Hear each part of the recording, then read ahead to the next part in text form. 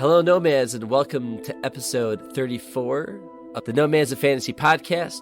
My name is Brandon. I am your host, and I'm also here with Eric. Mankind was born on Earth. It was never meant to die here. Oh, okay. Yeah. And Dave? Foreboding. The world is a treasure, but it's been telling us to leave for a while now. That's my farmer accent. Is that your Matthew McConaughey?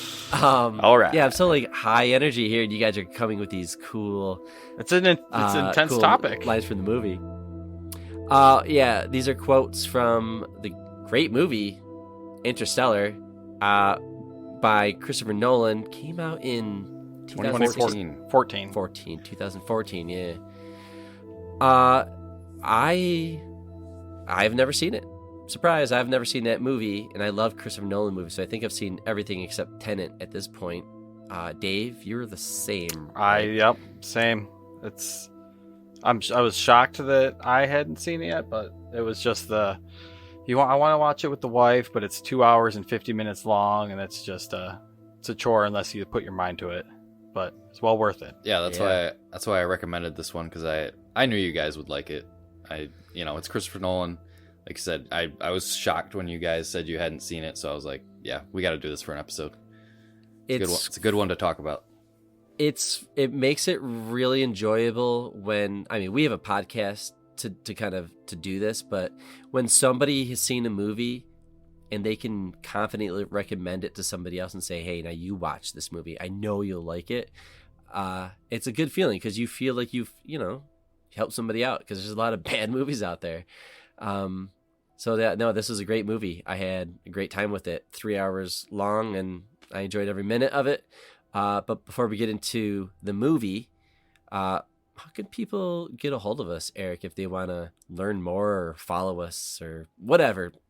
Be on the show. Who knows? How do people get a hold of us? You can get a hold of us at Nomads of Fantasy on Twitter and Instagram. Also, nomadsoffantasy@gmail.com for any comments, questions, whatever you want to send us on the show. We also have our own website, thenomadsoffantasy.com. And that's about it. Yeah, I think that's it. Questions, concerns, ideas, games. I'm running low on game ideas. My brain's starting to burn out, but anything is welcome.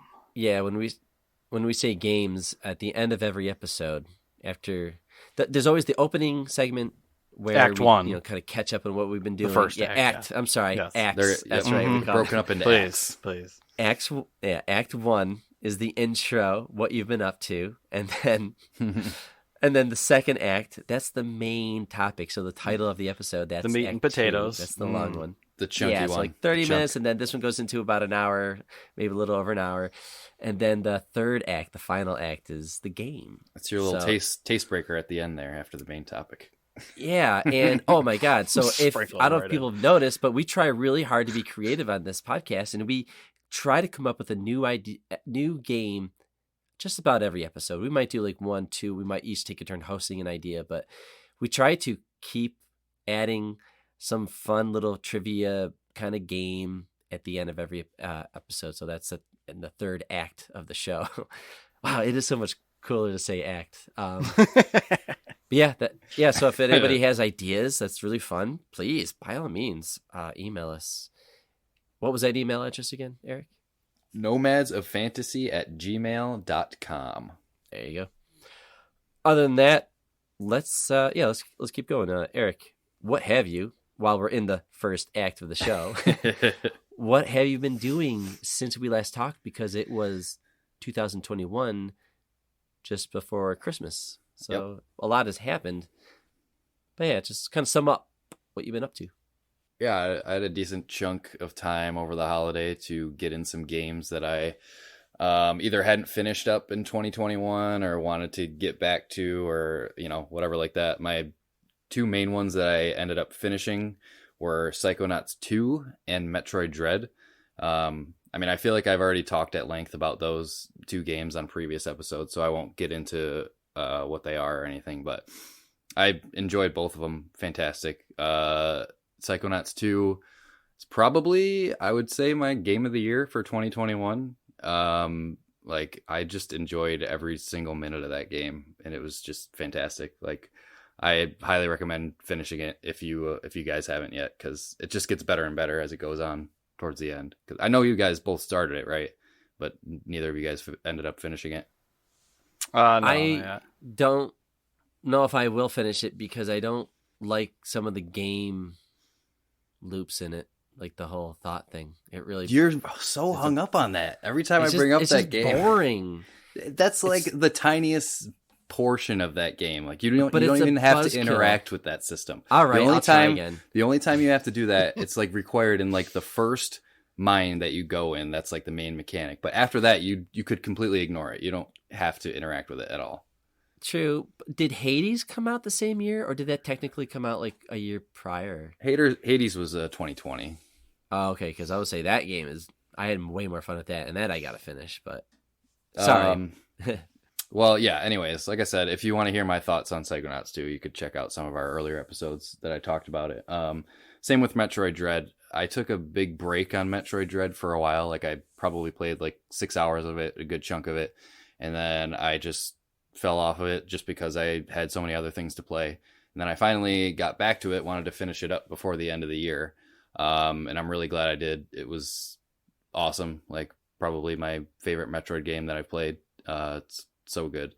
I mean, I've heard nothing but good things about that game. Yeah, it's just fantastic. It only took me, I want to say my completion time was like 9 hours. So it's not a super long game. But like that last boss fight is like, that's tough. That's heard that tough was nasty. Shit. Like, yeah, it's pretty. I want to say it took me like, I don't know. I don't even know how many tries, like an hour at least, just trying over and over again. But eventually, with those type of games, you get like the boss pattern down, and it's really satisfying. There's some like frustrating bits, but overall, the feeling you get when you finally beat that final boss is just like fantastic. That's probably my number 2 game of the year, for 2021. How many lines does Samus have in that game? Is there any? Does the story go anywhere? The story is like probably the most story that a Metroid game has ever had. You do get a little bit of backstory on Samus, but I don't think she has any spoken dialogue, which I'm fine with that. I'm completely fine with that. She's kind of like a silent protagonist, just, brooding. She does her thing. Nintendo with a silent protagonist? No. It's true. Sorry, I'm such a jerk. But yeah, honestly, the story is fine. It's not what you come to that game for, but like, it's there. Yeah. If you want to, no, if you want a little bit of backstory. Nintendo has some of the best gameplay you can find. I should pick that up. It's really good. Let's see. The other one that I started, was Resident Evil Village. That's another one that I'm working on currently. Probably about 4 hours in. I know that game's not super long either, so I think I'm in like the second act of that game, quote unquote, if we're talking about acts here.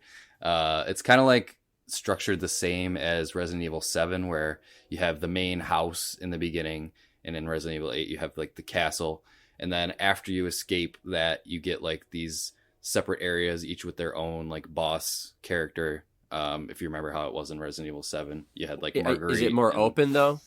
Where you can choose, you can choose like Far your path. Cry, where I can kind of like, here's the people I got to take out. Once you get out of the castle, there are 3 different paths you can choose to go down, so you do get a little bit of choice there. Yeah, that's cool. You're the same guy from 7, right? Ethan something. You are Winters? Ethan Winters, yes. And it's a direct sequel to 7. Like, it's a continuation of that story, of the events of what happens right after they get rescued from the Baker house. Okay. Yep. So yeah, Resident Evil 8, I'm having a great time with it. It's not, if you guys want to play it, it's definitely not as scary as 7. So it's on my list for this year. I'll catch it on sale. It's definitely worth it. I think I bought it for like $20 on sale at Best Buy. Perfect. So that was like the perfect price for that. But yeah, I'm looking forward to finishing that one. Other than that, I don't want to go too long here. I just had a couple other little things that I was dinking around with. More Halo. I started up the Gunk. But hey, what'd you think of that? I actually spent time in that game. I haven't played that much of it. Maybe like an hour, maybe a little less than an hour. and I'm enjoying it. It's nothing groundbreaking, but I like the dialogue. I like the banter between the two characters, and like I like sucking up the gunk. That's charming. Is satisfying. It's visually pleasing. It's a puzzle game. Mm-hmm. Like it's nothing like, I don't know. It's kind of relaxing almost a little bit. There's no combat as far as I can see. You're just kind of going around this. It like you said, it's a beautiful looking planet. It's nice to look at, and like these environments look unique and everything.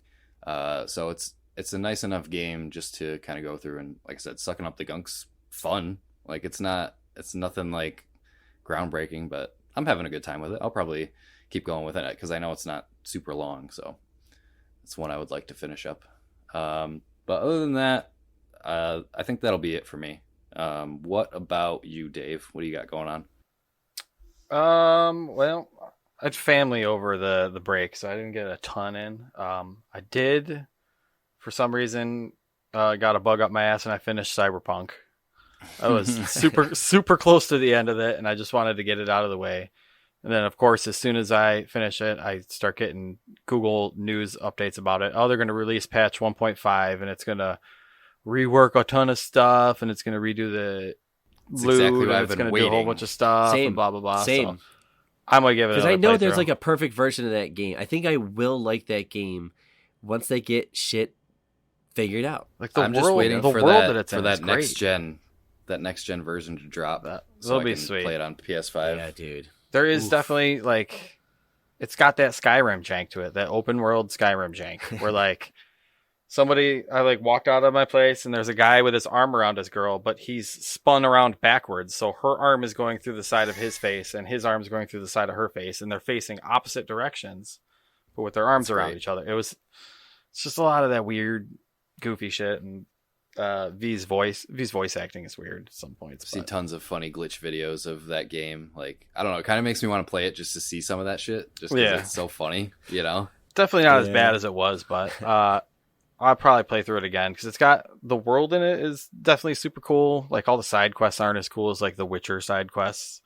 I don't know, those felt more, I don't know, more weighty, I guess.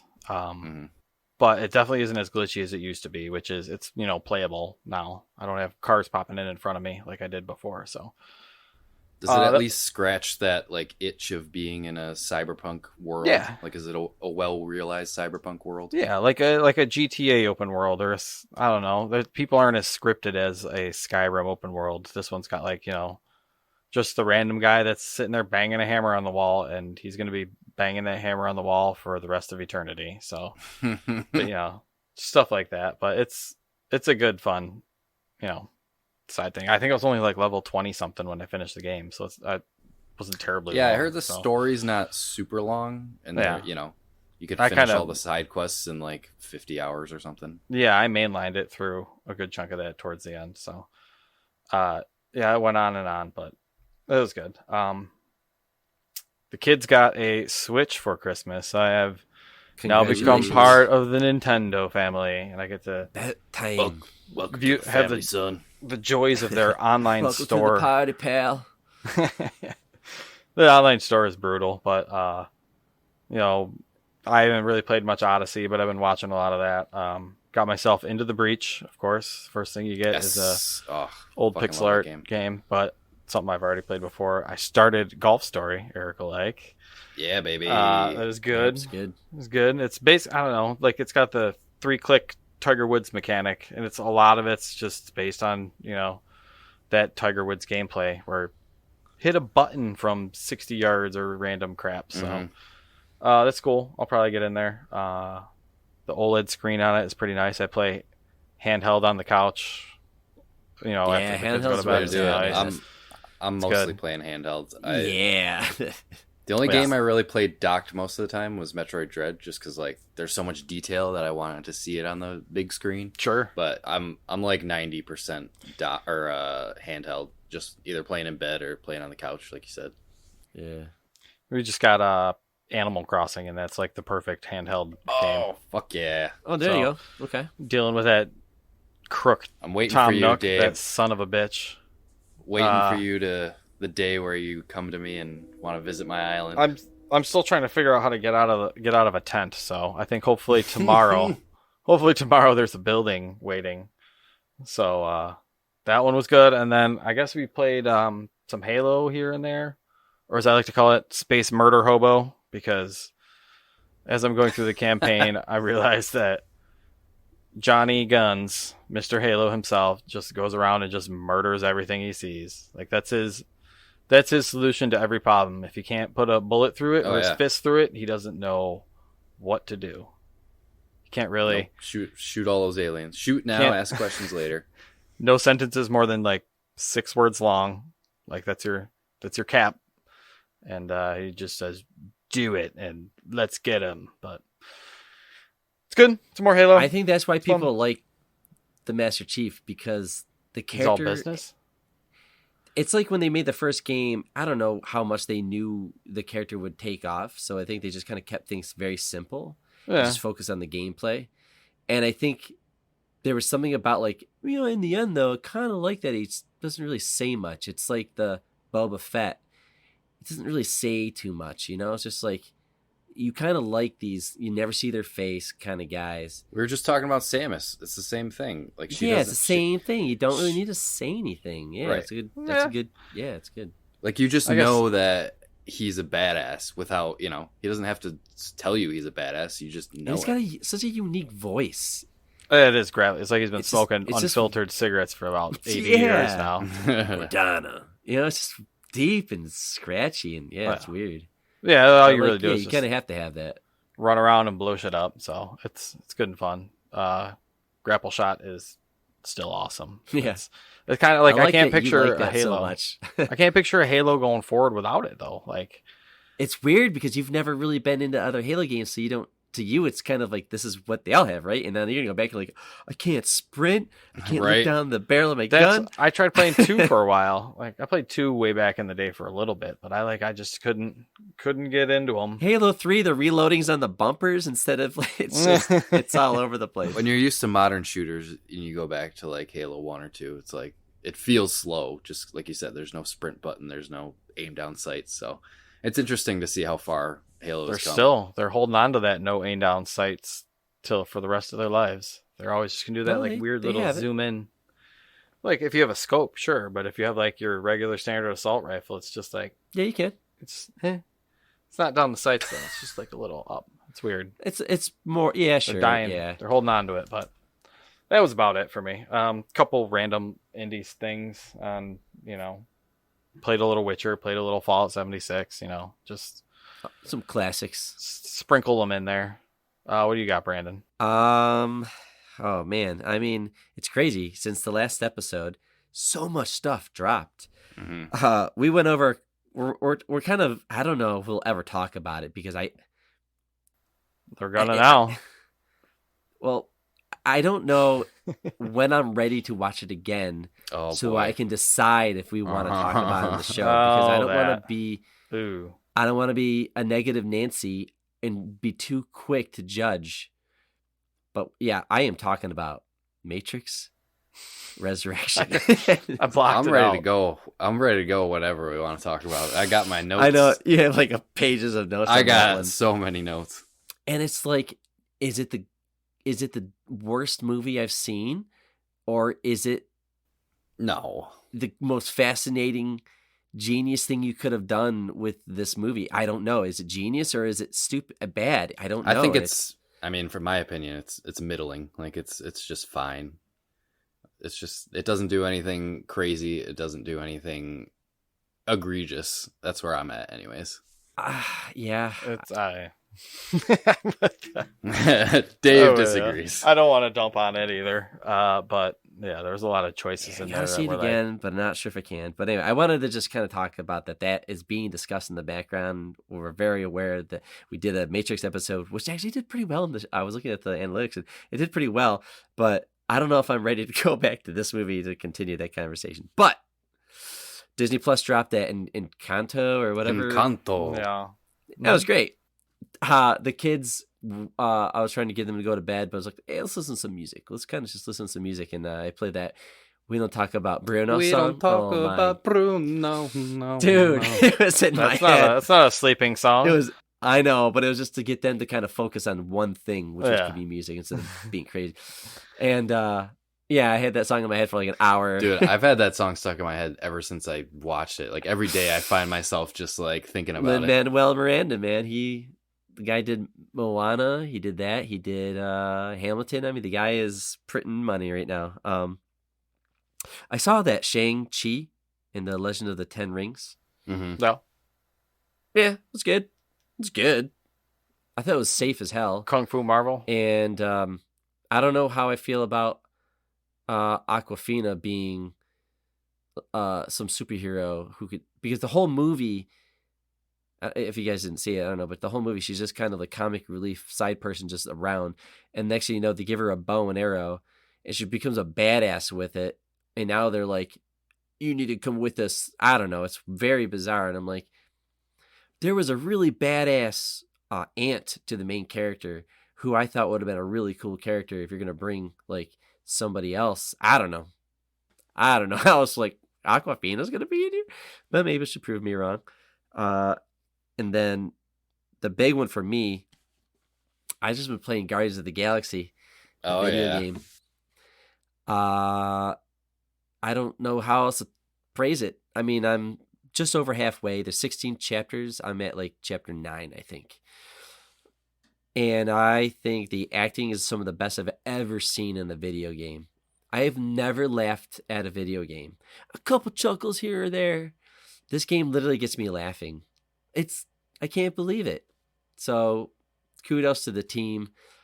The level design might be more linear and kind of basic and simple now that I look back on the gameplay stuff, like kind of the maps, but the design, like the visuals is incredible. Dude, like, it's just like Uncharted. Like the design, like the levels are super linear, but like the environments are amazing to look at, you know? So yeah, you can focus a lot more when you're not pieces. You're not building an open world. You can focus on, you know what the person's going to be seeing and what they're going to be doing, so you can put a nice polish on it. Yeah, dude, it's really good. I thought that It Takes Two was my game of the year, and I was really thinking, being a Halo fanboy, that Halo Infinite would be, but I haven't really played much of the campaign really to know. But Guardians of the Galaxy might be my game of the year. I haven't played, some other games, but for me personally, that I'm just really enjoying it so much. I'm kind of bummed that it will eventually end, and I hate when that happens because I don't think there's much story after this unless they do something. But yeah, it's really good. The environments are so attractive that when we were playing Aliens Fire Team on Game Pass, it's a 3-player co-op game, kind of like Left 4 Dead or whatever. You just work your way through just slaughtering aliens, and the level design is just kind of basic, and the environment is just repetitive. Go here, go down here, stand here, shoot. It's just your corridor shooter. Everything looks the same. Any Halo Underground level. Yeah, sure. But just like walking down hallways and into big rooms that are giant and filled with. I would think boxes. Halo has a bigger budget, probably did way more than this game. But that game to me is just like it's just so redundant and boring after 30 minutes because it's dark hallway, aliens going to come, and it's just the same thing. But I can't say this enough. Guardians of the Galaxy, every 5 minutes is something fresh. Just so much dialogue, so much music, so much to explore in these fairly limited areas. The amount of abilities you can do. I think there's variety in enemy encounters. And just looking around the environment, it's just like concept art galore. It's just I don't know. I can't believe that this game was this good. I got it for $15. I was like Amazon, like, oh yeah. So that is my hard sell in that game. Yeah, it seems like the common sentiment is like it's the game for like non-Marvel fans, people who were turned off by Marvel. Like, I mean, Brandon, you're not the hugest Marvel fan on earth, so like I love those movies. I think some of the best movies I've seen have been like these Marvel movies. But yeah, I mean, I don't know enough of the characters. I've heard so many people say like oh, I don't like Marvel, but I love the Guardians of the Galaxy games. Well, I think they're doing, even though I think they've done an incredible job on their own to the point where I actually enjoy them equally to the actors in the movies, just because I spent so much time, but they're kind of doing the same impression. They right. sound so much. The biggest difference is Star-Lord. Just looks and sounds different. He's a white dude. Still got that sassy, wise ass, wisecracking. Yeah, he's funny. Just go. Yeah, he's kind of like a Nathan. He's like Nathan Drake in outer space. Sure. Yeah, and then I really like the Gamora character in the game. She's just badass and kind of funny. Honestly, like they're all funny. Groot is actually hilarious in this game. There's this one scene. I gotta stop talking about this game, but there's this one scene where everybody kind of gets split up and everybody's on edge and you're fighting stuff and you don't know where these little aliens keep coming from, and it's just you and Rocket, and they're like, he's like, Quill, turn around, take out that door, shut it, like someone's coming through that door, and so he's like freaking, he's like, oh shit, and he's like shooting at it. And then Rocket always is like opening doors for everybody. So he opens up the door and Groot's there banging on it, and he's being the one being shot at. And so he's just the way he gives, he's like, I am Groot. And he's just like, he always is saying I am Groot throughout the whole game. But the performance of the way he reacts in just saying I am Groot, it's, you kind of know what he's saying, kind of like Chewbacca. And it's just constantly making me chuckle. And it's just like, games never make me laugh. So, all right, I'm done. I am done. Let's calm down, Brandon. Your praise for the game. I had no interest really in playing it before like you started talking about it and like everybody started giving it so much praise, but like I definitely want to check it out. Yeah, please do. And then maybe we'll make an episode out of it because I think it's worthy of a story, because I know we want to talk about like BioShock, the season, and how long do you think the game is, just by your estimation of what you've been playing? Under 20. Okay. Well, it's not bad. So I take my time with games I like, so I'm taking my time with this. Like, I'm looking at everything. So I might be pushing into the mid-20s with this one, just because I'm, oh, look at that. Oh, look at that. Just looking at it and appreciating stuff and whatever. But yeah, that's me. But yeah, 20 hours, probably less. Cool. So, nice. Okay, let's go on to one of Nolan's best movies. I'm gonna say, oh, I really thought it was really good. And there's some really good movies he's done. But yeah, there's something to be said about this movie. But we're talking about Interstellar, so let's take a break and we'll get into it.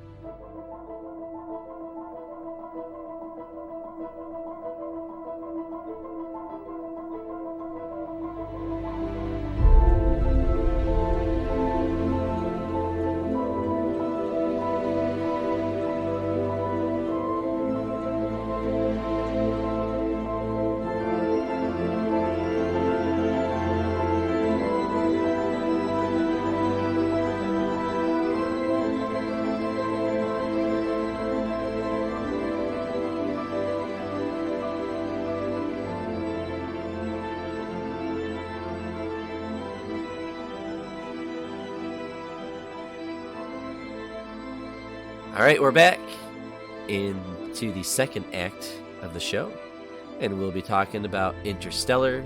Like I said, this is a movie that was directed by Christopher Nolan, written by his brother.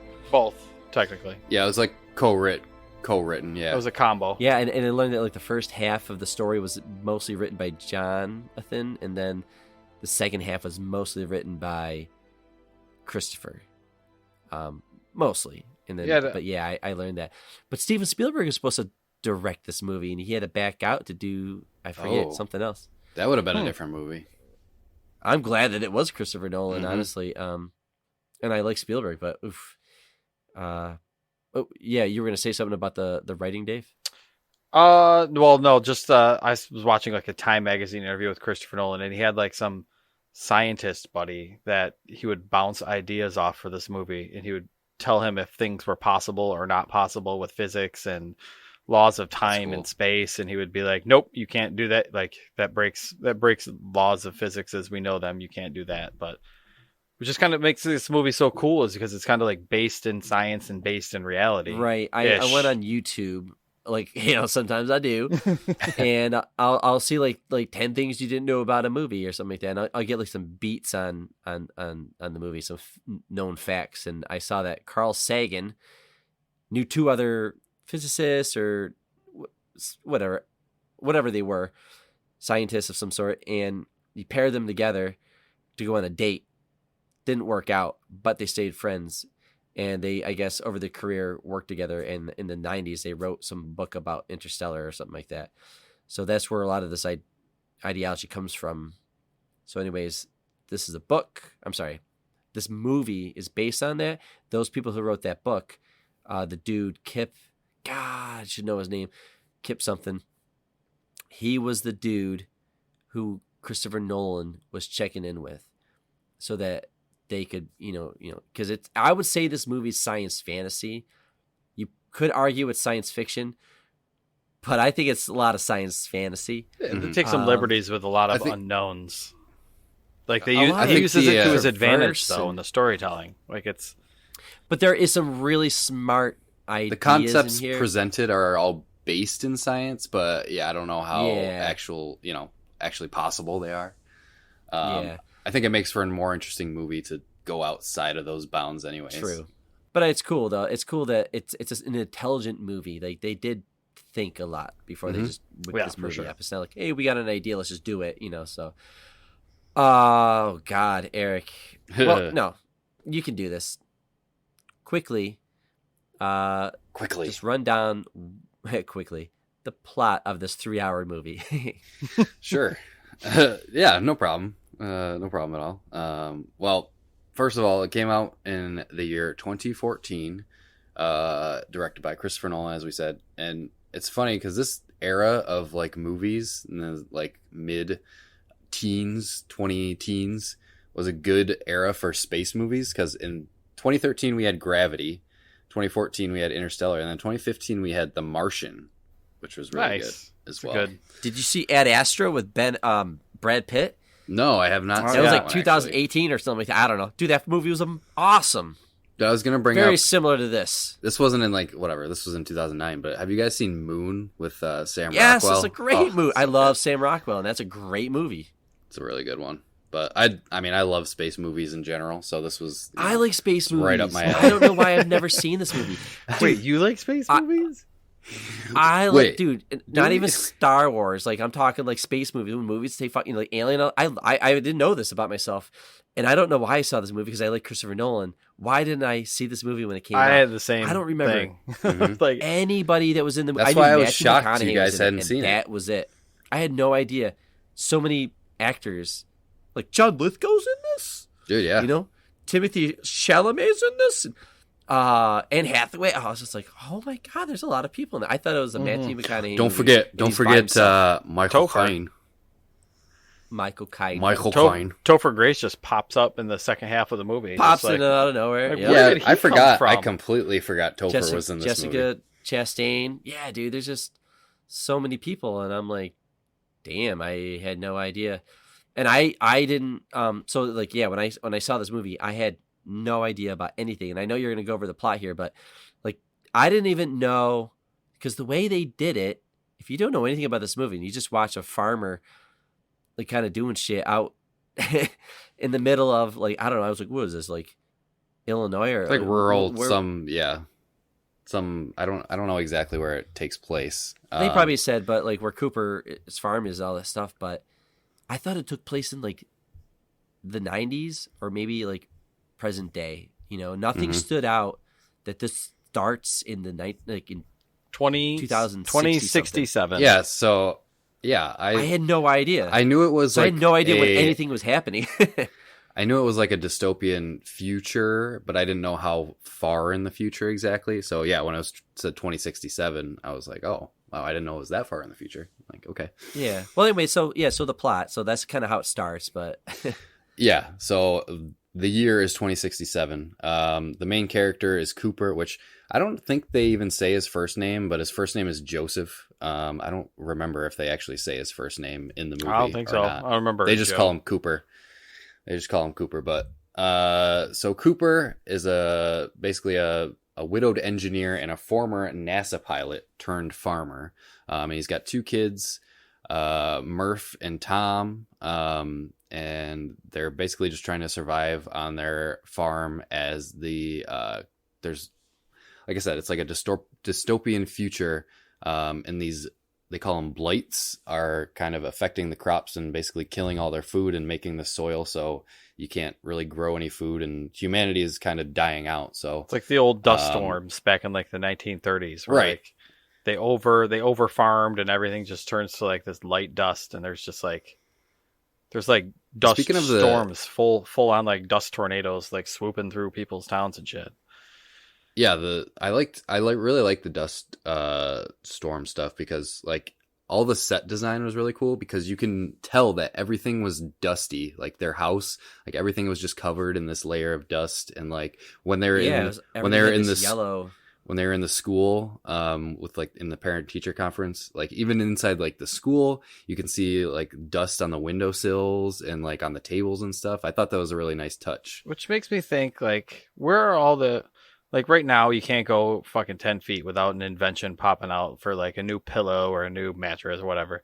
Where are all the dust inventions in 2067? Like the cool, like the vacuum.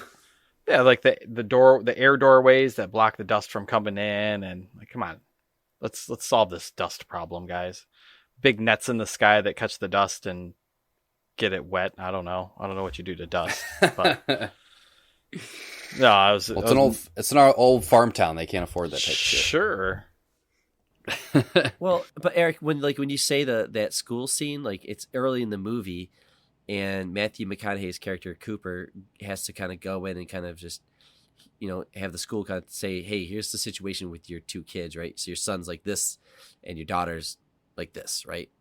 And I'm still trying to figure out when this fucking takes place. And then the teacher says,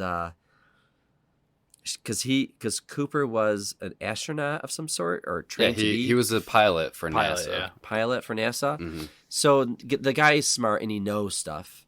But she says something about the moon landing. The Apollo missions, fake. yeah. Yep. And it was all propaganda in like the space wars and all that stuff. And it was just not real. It's fabricated. And I'm like, oh, wait. What is this alternate reality that school thinks this? The school textbooks have been updated to like talk about how the moon landings and Apollo missions are all fake. Which I thought that was really interesting. I thought that was like world building wise. I thought that was really fucking cool. Flat Earthers won. That's what it is. Fucking lowest common denominator. But that's a different movie. Like you said, the world building, and like NASA, we find out later, they're like underground, they're hidden, I mean, they're still funded by the government, but they're like not in the public eye. So if the planet is dying, are they saying that then we can't spend billions of dollars looking at other planets when we got to figure out what's going on here? Right. So they got kind of exactly funded a little bit. Okay. And like also Michael Caine's character, Dr. Brandt, mentions like when the blight all started and people were starving. I forgot what exactly he said, but the government basically told NASA that they had to drop like nukes on all these people because, as like a form of population control.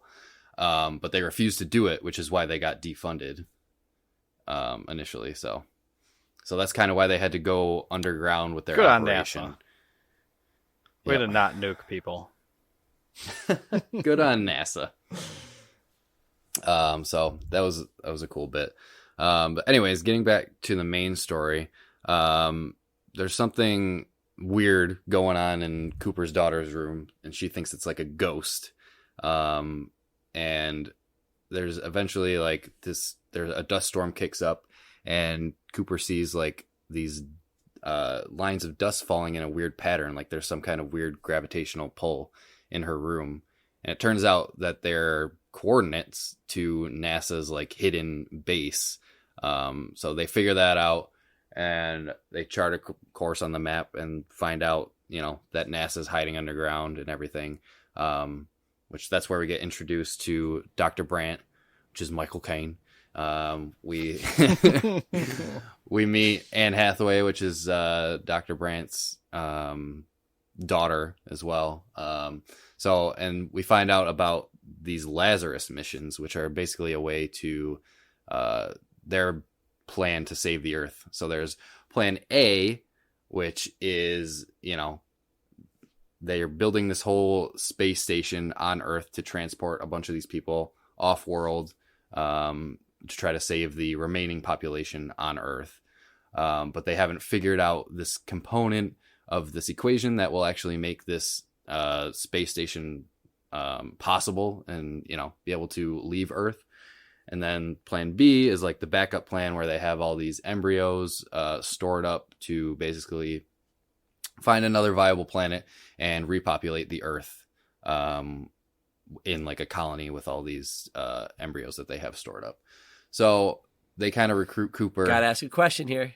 Yeah, go ahead. Where did they get those specimens? I would assume donations of some kind. Like, is it all the astronauts that work there? I mean, that'd be a very smart group of people, That's true. All right, Steve. So you know what the job is, right? You got to go in the room, provide us a sample. All right, thank you. All right, you're next. All right, you know what to do. We need a sample. All right, and then go to the lab. We got a matchmaker in the lab being like, Tom and Linda would make a great couple. Let's put them together. And then, they make the embryos for it, and probably. Then they ship them off to space. Michael Caine just like, it's all just, related to me, just provide a sample. Good old Caine. He really does add a nice gravitas to this movie. His like casting in this movie as like the old scientist, and he's given like monologues throughout the movie and shit. Like it's just it's his good. Like brainchild. Get a lot of that good accent. Yeah. This whole like plan of saving humanity is his like magnum opus. Like it's his whole thing. It's his life's work and everything. And his daughter, Dr. Brandt, is going on this mission with Cooper, and she's trying to carry on this legacy. But we're getting ahead of ourselves here. They basically find out that there's a wormhole to another galaxy near Saturn, and their plan is to, at this point they had already sent a team of astronauts through the wormhole. I thought that was cool. That shit has already been figured out. I like that. They're like, oh, by the way, we've already started. It came out, like we discovered that thing like 60 years ago or whatever they said.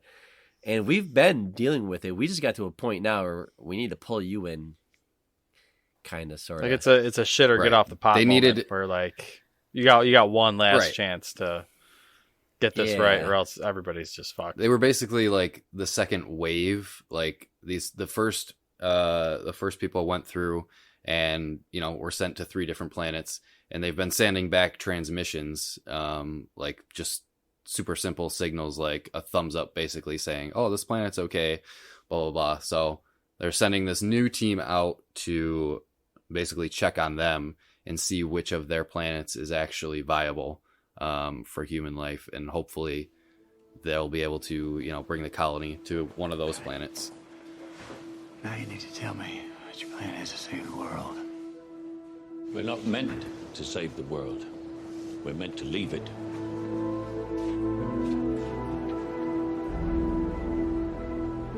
Rangers. The last components of our one versatile ship in orbit.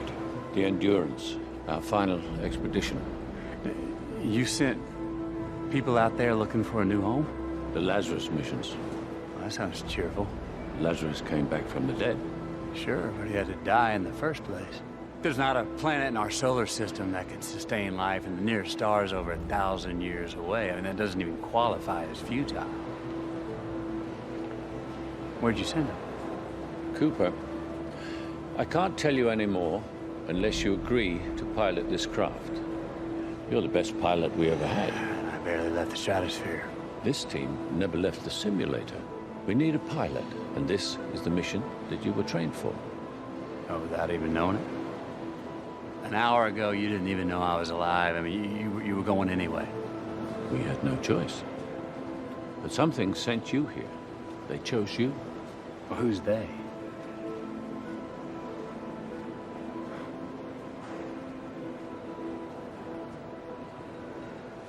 How long would I be gone? Hard to know. Years?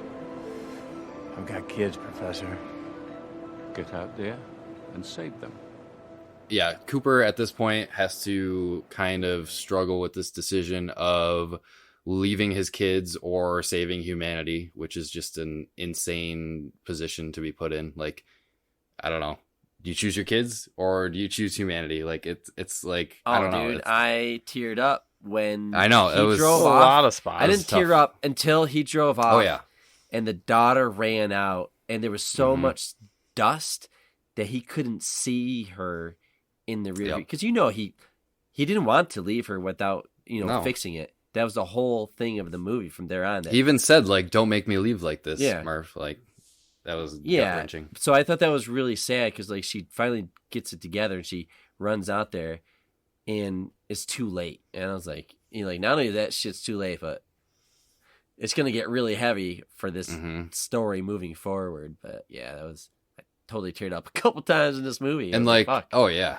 And like, just thinking about it, that could have been like the last time that he ever saw her. And he knows that. Yeah, exactly. And that's exactly why he didn't want to leave, in that state and that until she gave him her blessing. Like, right. She's like, I understand why you're doing it. Yep. So he kind of just had to leave on his own accord and, do what he thought was the right thing. Yep. So that was a tough scene. And at this point, they're kind of preparing to launch, towards Saturn, go to the wormhole. I made one note here that I thought was funny. Like, I get that he's like supposed to be this amazing pilot. Like, at one point, Michael Caine says he's like the best pilot that they ever had. But wouldn't he be a little out of practice at this point? Like, he hasn't been in the game for a while. Has some conveniences throughout it. Yeah, I mean, you know what I'm saying? There's a lot of notes that I made in this that I had to go back and like cross out because they kind of go ahead and explain it. Like, whoa, it's super convenient that he finds his way to NASA because the dust is leaving coordinates. Like, what the fuck is going on here? But we'll get to why further down the road later. Yeah, but a lot of there's a lot of like confusion and like you think it's a coincidence, but I guess we'll get into that towards the end. But like literally, in the third act. He shows up with his daughter at these things. He's going to cut his way open to it and see where these coordinates go. He has no idea NASA is there. NASA shows up. What? Oh, you added the way you say NASA. NASA. All right. NASA. Like they're like, yo, you cannot be here. You're in deep shit. And then they take him. They take him and his daughter. They split him up. They're very aggressive. I learned that, is that a robot in this movie? Because I don't, at this time I still haven't figured out when this takes place. So I'm like losing my mind. I'm like, when is that? Dude, did that just move and is talking? So that was interesting. Speaking of the robots, like the design of the robots is so weird, but also cool. I had a couple "what the fuck is this robot" moments when I first saw it, where it's like you see it like walking with like weird square legs, and it's like it looks like a 2-year-old drew it, but then you realize that it has throughout the movie. You realize it has more utility than just like, oh, it's a big fucking rectangle with a screen on the front of it, which. You'd think in 2067 they'd have some sort of android or something like that by now. DARPA would have come up with a robot pet or something like that, but I don't know. It did show how versatile it is. I mean, for sure. It was pretty damn clutch. I mean, to the end of the movie. Oh yeah. I mean, this robot proves itself to the end of the movie. I'm like, all right, TARS is legit. But anyways, no. But it's just convenient that they're like, we're about to get ready to go. Hey, we're gonna recruit you. Like, who was gonna pilot you? Like, they had 4 seats. Well, they do address that in the movie. Like, who was the other person? I think Cooper asks, like, if I didn't show up, what was your plan? And he basically said like he didn't have one. So it was kind of like just by fate that it happened. So the other 3 would have flown without. They would have just done it themselves. Yeah, They had 4 seats, unless they just made a 4th seat. But like it just. They had 4 seats for that ship that when they leave the planet. I'm just saying. That was a little like, okay. Like he just shows up and like that day. Yeah, it's like a car. Johnny Space Guy got 4 seats. He got bumped. It's fine. Johnny Turbo from the Air Force. Sorry, buddy. Head home. Cooper's here. Johnny Turbo. Yeah, maybe. I don't know. Well, anyways, but yeah, so that happens. But yeah, like Cooper and his daughter go to the NASA and they meet a robot. He gets hired.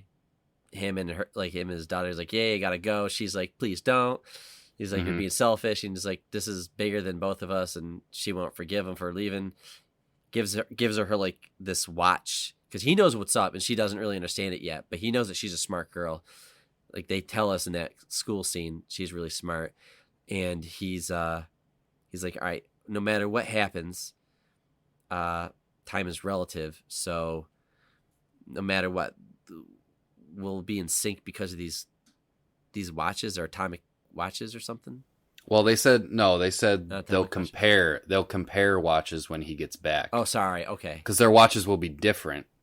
Because time is relative because they'd be right. based on the word. Yeah. Okay. All right. Exactly. All right. Okay. Yeah, that makes sense now that I think about it. Okay, cool. But yeah, and then he leaves and all that stuff. Yep. Did he get signed up?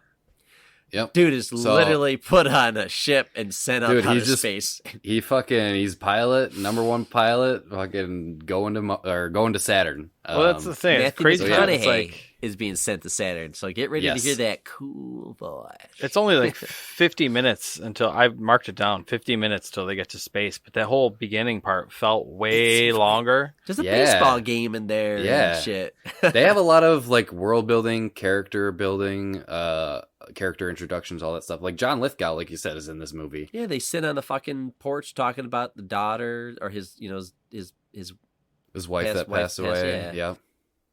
Yeah. So there's a lot of moments in here, and like I don't know, I feel like it's good because it made me care about the characters more. In that beginning bit there. I mean, the major crux of the whole thing is like the parent getting back to their kid. It's like the emotional. Yeah. The emotional foundation of the entire movie is Cooper trying to get back to his kid, and the whole movie you're wondering like, is it going to happen? Is he going to get back? And hilarity ensues. God, yeah, Dave, I can't believe that all. I can't believe that all happened in the 50 minutes. Yeah, 50 minutes to space. 50, yeah. And things move quick. Like it's not like they move quick, but like everything's done so.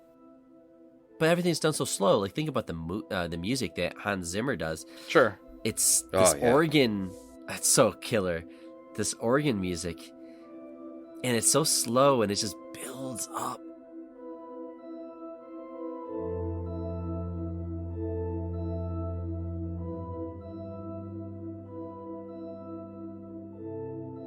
Unless they're in outer space where they... Dude, I was going to mention that. I loved those scenes where, like, it's just silence when you're, like, looking at the outside of the ship or whatever, and there's just no music or sound in, like, the vacuum of space. I feel like a lot of space movies don't do that. Like, they'll either have music or, you know... Star Wars? Star Wars has the fucking... Yeah, Star Wars has... sound effects in space, explosions going off. Yeah. But I love when movies like completely cut out the sound when there's space scenes. That's more of the science coming through. Yeah. Mm-hmm.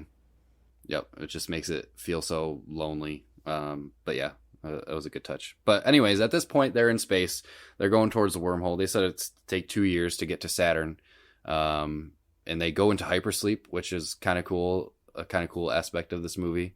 They all just fucking go into these tanks and sleep for a couple of years. Bags, with like water, and they freeze you or something.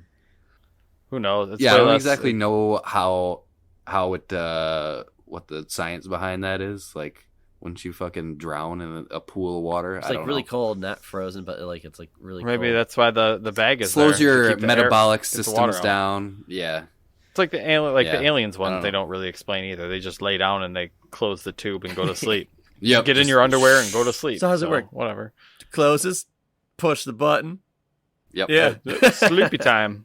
Set your alarm. We don't have time to figure out that science. We got to figure out black holes, motherfucker. Yep. Yeah. So they go in there, sleep. They wake up. They're at the fucking wormhole, and I thought the representation of the wormhole in this movie was really cool. And the way they explain it is cool as well. Cause it was just like how they did it in, it's how we get all the Inception. No, they did the exact same scene, in Event Horizon. Oh, Oh, okay. And one of the main actors, he's explaining it. It's the same guy who was in Jurassic Park, Grant. Sam Neill. Sam Neill, thank you. He's showing how they work. He takes a piece of paper, folds it together, pushes a pencil through. Same scene, shot for shot. Mm-hmm. That movie, I feel, influenced this in some way. Oh yeah, absolutely. I mean, I haven't seen it, but I 2000 know what it's Odyssey, about and everything. 2001 Odyssey. Definitely Space Odyssey. Yeah, Yep. totally did. You can see a lot of stuff like when they hit that wormhole, how it's like they talk about how it's spherical, and then when they get it, like you can see the stars wrapping around and like they like bend around it, and then they fucking go inside of it. You can see a lot of those same shots are like the same shots they use in Inception, where like the city comes up and bends around and stuff like that. Like he uses a lot of that stuff further down the road, but it's cool because like some of the spots where they're landing, I don't know if it's the reflection off the bottom of the ship and then the ground, where it looks like there's ground on both sides and they're flying like in between. There's some weird shots where like you can see camera tricks and cool shit like that. Yeah. Mm-hmm. I thought that was really cool.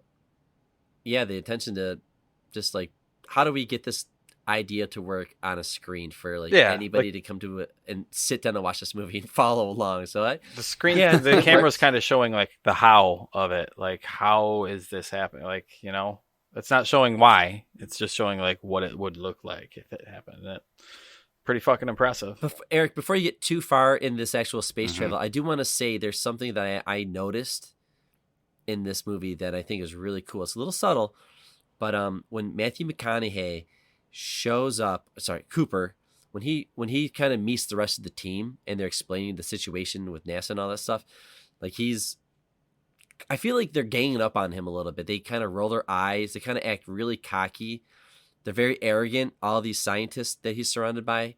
I don't know if you guys noticed that, but they're just like Anne Hathaway's character. She's a kind of a snot. Oh, yeah. Everybody just kind of acts like they know the solution, and they're very cocky and arrogant. But as the movie goes on and shit happens towards the end, they rely on him so much because he's so cool. Like he's so grounded to the situation that he can think on the fly. He outsmarts them many times. Well, not many times, but a few times, reusing like resources in their situation, you know, which I thought was really impressive. Like and I saw that in the making of the movie. He's using like flight techniques that they wouldn't know. Like it's crazy. Yeah, weird shit that you learn from experience rather than being a fucking scientist. Yeah, so he's constantly like wanting to physically feel the ship in situations. And I saw that there's this thing, there's like the saying called fly by the seat of your pants. And in the early days, the pilot knew the diagnostics on the ship or the vessel by literally feeling it. They would know how the condition of their ship back in the day, because there was no way to know what was going on with the airplane. So you would feel it through your seat, and they would hold onto their seat while they flew, and they could feel, based on the vibration, the condition of what's going on. So Matthew McConaughey, whenever he's experienced, like, we'll say space turbulence or whatever it is, but whenever he's transitioning in these areas in space, I don't know how to say it, but the camera will start off low, showing his hand on the seat, and you would think to us, it's like, oh, he's just nervous and he's freaking out. He's just planning himself because he's scared, but no, he's purposely putting his hand there as a pilot, because this is what they do, I guess, military or whatever. But it's you're trained to physically feel stuff, so that's why he's always like doing the things he does. He's a pilot the whole time. Shit. So that's why like they can't keep up with him, because he can just do things, because he's not only thinking about trajectory and all this stuff, but he's physically connected to his ship, to the point where like when that motherfucker breaks at the end of the movie, he's like part of that machine. Like he's so connected to that machine or that vessel up until he has to abandon it, kind of thing. But anyways, sorry. But I thought that was really cool, the subtlety of their acting and how arrogant they were, and how he's acting cool, whatever, no matter what, great or good, I can do this, I'm confident. And you just see everything subtle about him too. And then they end up like they're like always relying on him. So I thought, I don't know who came up with the writing on that. Thought it was really good. Yeah. So I guess we'll just skip ahead to when they get to the first planet, Miller's planet. This is like one of my favorite fucking scenes in the entire movie. So they go onto this planet. This planet is like right on the crest of the Gargantua black hole. And time is dilated here. So 1 hour is equal to 7 years on Earth on this planet. So it's insane. And if you pay attention to the audio, there's a clicking sound. This is really cool. So every, I don't know, few seconds or whatever. It's 1.25 seconds. Represents an hour on Earth. Oh wow! I didn't even know that. I didn't notice that when I was watching it. That's awesome. Yeah, there's a lot of fucking layers in this movie, and I was like, that's really cool. Because you think it's part of the, like, just to set, like, stress or, you know, kind of. It does give that ticking clock stressful feeling. Definitely. Yeah. Yeah. I always love this concept. I'll nerd out here a little bit, talking about Dragon Ball Z a little bit. They have this concept in Dragon Ball Z where they call it like the hyperbolic time chamber, where 1 hour in the chamber is equal to 1 year of Earth time. So I've always loved this concept where it's like you're in a different dimension or like a different, you know, plane of existence, and it's time moves differently there. Yeah. So I'm always a sucker for this type of stuff. And Cooper is super reluctant to go down onto the planet because, like, time is the most important resource to him. Like, he wants to get back to his kids. He wants to complete the mission and go home.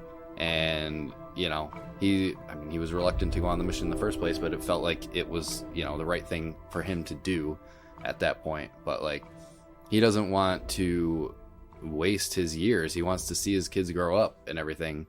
So I feel like most of the other crew weren't as concerned about time because they didn't really have families. I mean, Dr. Brand a little bit was more concerned because her dad, you know, was aging and old, and she wanted to get back to him as well. But the other people were kind of like, Doyle and Bromley were kind of like, you know, what's the big deal? Blah, blah, blah, blah. This is the mission, all that stuff. But Cooper was really adamant that he wanted, you know, to spend as little time on that planet as possible so that, you know, he wouldn't basically waste his, you know, the life of his kids and would be able to get back to them. Which makes me think, like, why did they go to that planet first? I'm sure it's probably like the closest planet or whatever, but like, if that's I think it was the closest one in proximity to the wormhole, to the black hole. Okay. Because if you're gonna go to a planet, because not all the planets that they go to have such drastic time dilation. If you're gonna go to one, like, maybe not the best choice for the first one.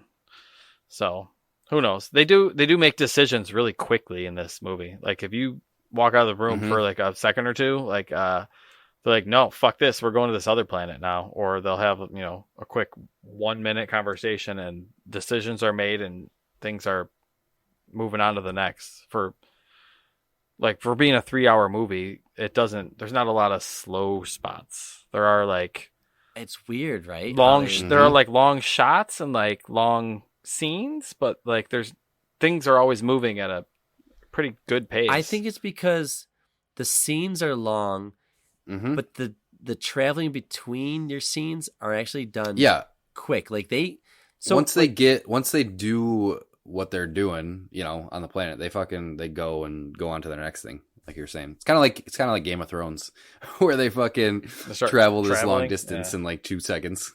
Yeah, well, yeah, right. It's a bigger deal on getting to like to the black hole, but once you hit that thing, like boom, he's just like zipping around like other galaxies left and right. But yeah, he's on this planet. They discover that Miller perished. She didn't make it. It turns out actually that because how time works, she died minutes before they even got there. I love that. Which is it's just like always messing with your brain. Right. And then they realize, which is weird because they're on this planet which is 2 feet deep of water. I love the design of this planet. Yet there's like a 400-foot tidal wave up in the distance somehow going, and it just like constantly happens. Like, I don't know where this water is coming from, but anyways, that was pretty cool because they're like, it's the gravity. you know how the moon affects the moon's gravitational pull affects the tides on Earth. It's like with the black hole, it's to that extreme level, so you get fucking. Yeah, I guess. That's why the water is only 2 feet deep, because all of the water is in those huge swells. That's where all the water is. Okay, so there you go. See, that's so cool. But anyways, so they're all like, "We got to get the fuck out of here," and Cooper's on the ship, and he's like, "All right, everybody to the ship. We got to go." Brant's like, "Hold on, I want to get Miller's data. I think I found it." But then, I don't know, she like falls or whatever. I guess she gets trapped under some wreckage. She got trapped. Yeah, and I guess in the making of the film, she was suffering from hypothermia. I guess she was like really. Oh wow. Yeah, she wasn't having issues there, but she didn't want to blow her role in the movie and get fired or whatever. So she just toughened that scene out. But I guess she was really struggling. This is where you see that the robot is actually kind of badass because he can do this the cartwheel thing kind of move. Yeah, and he becomes this like a 6-sided or 8-sided thing that just like rolls along, and then he has cool. I thought square robot arms to scoop her up with, and I thought he was a horrible design at first, but I was like, okay, that's cool. Yeah, and then he scoops her up, and then he get the hell out of there. But Doyle, I'm sorry, dude. They lost Doyle. You kind of had all the time in the world, dude. Bro. He was standing by the ship the whole time that Tars was going to rescue Brant. Like, he could have hopped in. Yeah, I didn't. I mean, I get that he wanted to make sure that she was safe, you know, getting in the ship. But like, you get in first. I don't know. Tars had taken care of her. Even Cooper was like yelling for them to like get in the fucking ship. Let's go. You know. Yeah. So R.I.P. Doyle. But I didn't really feel too bad for you. I was more frustrated. Like, well, as smart as you are to get into this spot, you're kind of dumb. And I just love when they're fucking, you know, they're surfing on the wave, and then after that huge swell, the engine's flooded, so they have to wait, and like it's all like consequences of, you know, their trip down there, because that time that they spent down there ended up being, what was it, 23 years they were gone for. 23 years Earth time. Because they left because they were gone for like 3 hours. They left Bromley. Bromley was on the main ship, and he was, you know, just chilling there doing research and doing a couple bouts of hypersleep. It was supposed to be 2 years. He's like, all right, it'll give me enough time to figure out something, like how to get to the other planet or whatever, to figure out something. Dude, legitimately, like when they go up and Bromley comes out and he's all gray and he's like, it's been 23 years. Like, my fucking stomach like dropped. Like, that is such an intense thing to just think about. Yeah. Yeah. And like all that time that Bromley spent by himself alone on that fucking ship. I mean, yeah, sure, he went into hypersleep, like he said, a couple times. He took a couple long naps, but most of the time he was by himself doing research and fucking just chilling up there. Yeah. That messes with you for sure. But yeah, so the three of them. And, oh my God. Sorry. And like the videos of his kids when Cooper comes back, there's all these video logs of his kids like growing up and like all these events happening throughout their life. Well, it's mostly just Tom, because Murph doesn't do any of these video calls until like at one point, but like you can see this whole process that his son goes through, where he gets married, he has his kid, and then like things aren't going well for him, and like Cooper has to process all of this information and all this stuff that's happening to his kids over this 23-year span in like minutes, and it's just like insane. Yeah. Well, he said that his son he lost his first daughter due to the conditions on Earth. Mm-hmm. So that like Cooper understands the situation. Like, he has something that the others don't, and I think that's probably what I think kind of saves him throughout this whole journey, because he even says like the power of love is what drives you. That's what it is to be human, and that's what you need. Like, you need love. It's always been about love. It's like this drive. The one scientist lady, she gets into it, like how I missed this whole thing. After they get off the first planet, basically they have to decide what planet they go to next. And there's this whole thing about her being in love with one of the other astronauts, which I completely missed. I don't know if I missed something earlier in the movie about it or what, but That's when it's exposed. No, I think. And they have to decide I think which it one to was go just. to. Yeah, I think it was just always like an underlying thing that was never, like you said, that never came out until that moment. Yeah, that was weird. That just popped up. The one thing that I wrote down, like the first group of astronauts they sent out were all people that had no one back on Earth. That was like the major stipulation. And then this one, they actually did send people. And the only 2 people that actually lived were people that had people back on Earth. And everybody that went out solo either went crazy or died. So it's a weird little thing. But yeah, and the one message, I feel like this is our first major plot twist here. The one message from Murph is when Dr. Brand dies, and he lets Anne Hathaway, Dr. Brand, know that her father died, and then on his deathbed, Michael Caine tells he confesses Cooper's daughter that Plan A was never like viable. Getting people off Earth was never the plan. It's all a sham, and that Plan B was the plan all along to start like a new colony. There's no hope for the people on Earth. I wanted you to believe that your father would come back. I do, Professor. Forgive me, Murph. There's nothing to forgive. I lied, Murph. I lied to you.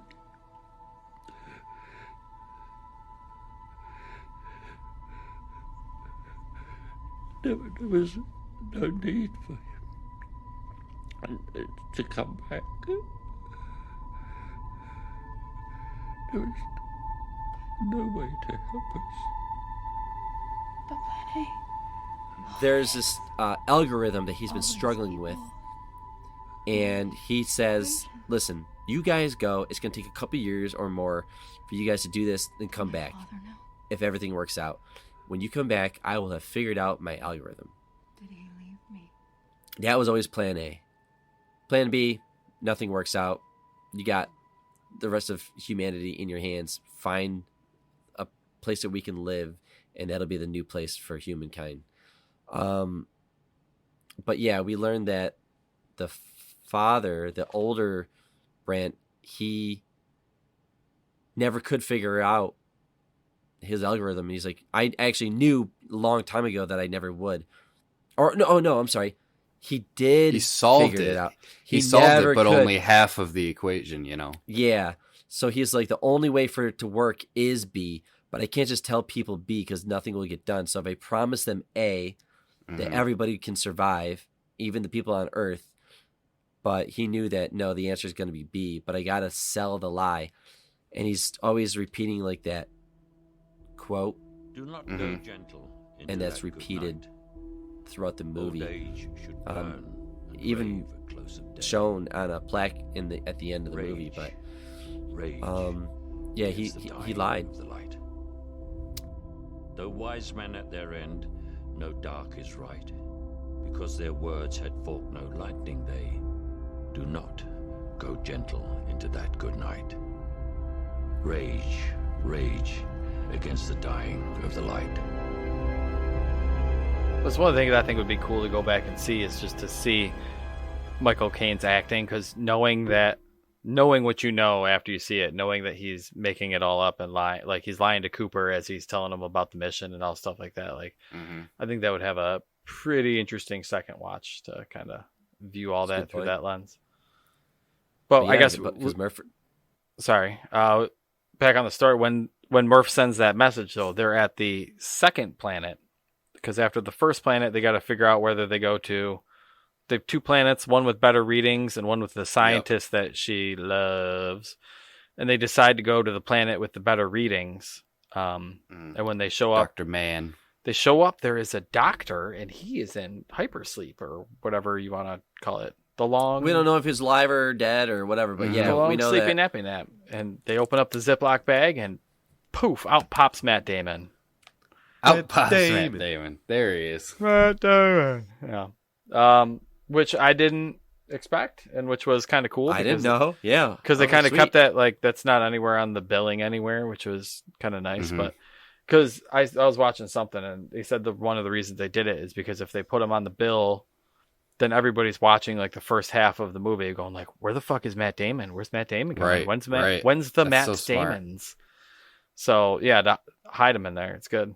I loved his performance in this movie. He's good. He's such a the fuck. The deception, man, and like the way he plays it in the beginning is so fucking good. Like he's yeah. Go ahead. No, I was gonna say when they're in they're waking him up, and he had one of those robots too, and then like TARDIS or whatever asks if he wants to like boot him up, and he's like, "Oh no, that needs a human touch or whatever like that." I'm like, "Oh, this fucking guy is shady as shit." I do not something trust weird. I don't trust a goddamn word he says now. As soon as I heard that, and lo and behold, he ends up faking all of the data on his planet, and he says that he just hit the button because he was scared to die, and he knew if he hit the button that somebody would come and get him. I'm like, he's telling them all this shit about how there's like a surface, because the planet they go to, it's like an ice planet, and the fucking there's ice clouds. There's nothing on. Yeah, the ice clouds I thought were really cool. Those crunchy clouds. But yeah, the surface is like nothing. There's no life on it. But Matt Damon's character, Dr. Mann, says that we're up, really high up in the mountains and everything, but down below there's a surface where there's life and it's beautiful and blah blah blah, all this stuff, and that was all a lie.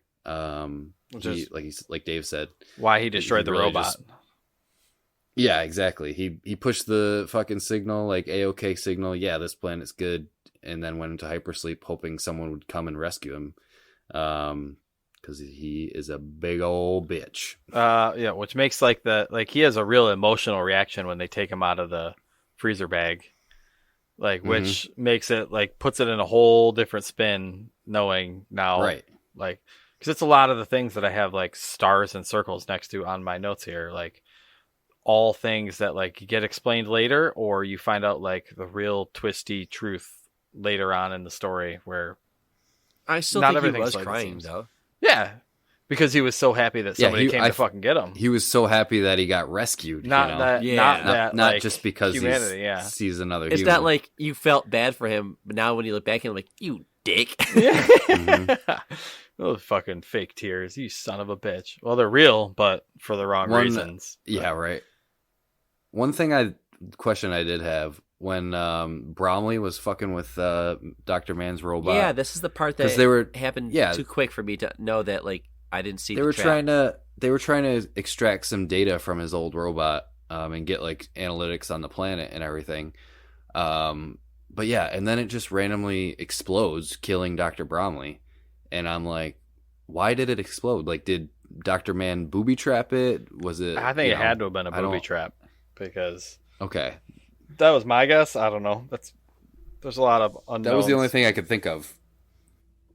Because I wasn't exactly sure why it exploded, but it must have been rigged to explode if they, if he tampered with it or whatever. Just so, I guess that was Dr. Mann's insurance policy. All of his data was, false. There was no viable life or anything. So he didn't want anybody to find that out. So if anybody was tampering with the robot, he rigged it up to explode, something like that. Intense. Well, while he's doing this, Dr. Mann, Matt Damon, and Cooper, they go on a walk to basically go check out the data to make sure shit's legit, right? Because they're going to set up their camp and stuff. And that's when Matt Damon he says a couple fishy things on their walk out there about how he's afraid of being alone. Starts talking about survival instincts and shit. Yeah, because he was talking about you have something to live for. What will you do at the end when you have nothing? What would you do to keep going? Your kids are going to keep you going. Right. You will struggle. You will try to do anything to survive. What are you saying? What you see before you die? Jesus, dude, who brings well, that shit up? And then when he fucking cracks his helmet and Cooper is dying, he's like, "Do you see your kids? And I'm like, He's such a fuck you, coward the dude. whole time. Fucking weird. He's like, I thought I could Weirdo. look at you die, but I can't. And then he's like, Right. but I'm here. And then he's like, I'm here. I can't even hear. And then he it. turns his transmitter off. It's Yeah. like, man, like, there's nothing redeemable about you at all. You're a piece of shit. And then he fucking steals their ship and is just And he escaping killed- their- Yeah, he killed Bromley. And He killed Brownlee. What the fuck? There's a lot of what the fuck. And God damn it, Matt Damon. It's all of it was purely self-interest. Like he was just scared and he wanted to get off the planet and go home. Like, How and he cool was that scene though? Like they scoop up Tars. He like runs out of the smoke. He's like galloping or whatever. They scoop him up, and like the three of them try to race him to their main ship, and fucking Matt Damon does some. I didn't understand this part too much, but like the way he was getting on it, it was like Cooper knew, it's not gonna work. It's just gonna be bad. You're gonna die. It's gonna explode or whatever. TARDIS changed like the auto docking procedures or something like that. Right. So like you needed to have the code to actually It had to be lock up and Yeah. get a tight seal on that airlock. he tried to manually dock it and it wasn't working.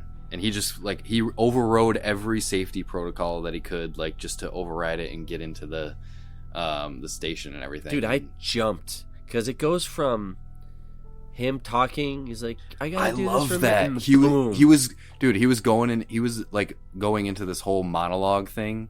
Yes. And then he just exploded and fucking blew up the station. I'm like, holy shit. But there was no sound. Yeah, I love that. Oh, I love that so much. So good. And this whole when the the dock is spinning out of control and everything. He has and to.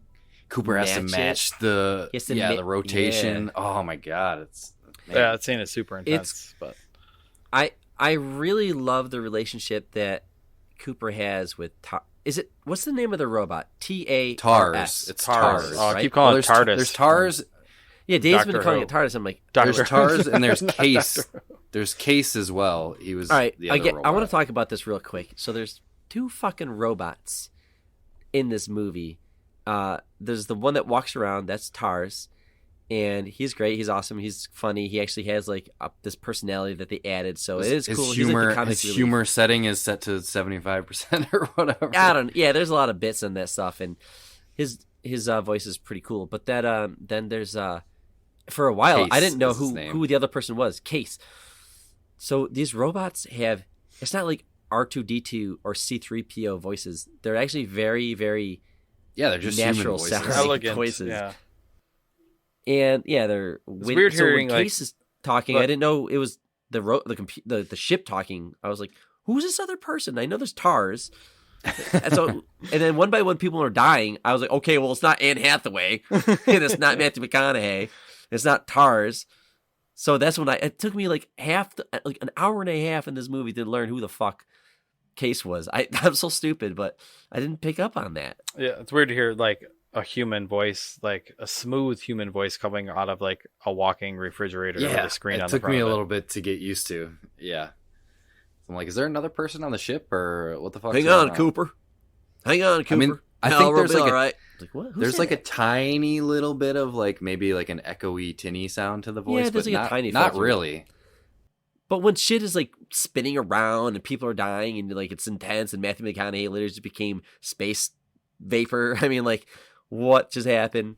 I don't Right. know who's talking. So yeah. All right. So after this, after they successfully dock and everything, this is where we get into the trippy shit a little bit. So their whole plan is to use the black hole to slingshot themselves around it, use the gravitational pull of the black hole to slingshot themselves to get to the other planet, Dr. Edmund's planet. Are there two black holes? There's one black hole. Just one giant black hole. Gargantua or whatever it is. Gargantua. Okay. Yeah. Which I Yep. don't think that's a very So- good system to put your entire race in, as a system with a black hole in it. Just Eventually, seems like the black everything's- hole's just going to pull everything in, you know? Yeah, you're only giving yourself a little bit of time. You figure you should have a better place, but that's a whole different Yep. story. Sorry. But yeah, this is where their whole plan is to go into the black hole, go around the horizon and slingshot themselves over to Dr. Edmund's planet and hope that there's something there for them to latch onto, and that his planet is viable, even though his signal went down years ago or whatever. They're holding out hope that, something good will come from that. So they execute their plan. And turns out that for Cooper has to sacrifice himself essentially because there's too much weight. That's right. He says there's enough resources to get the two of us.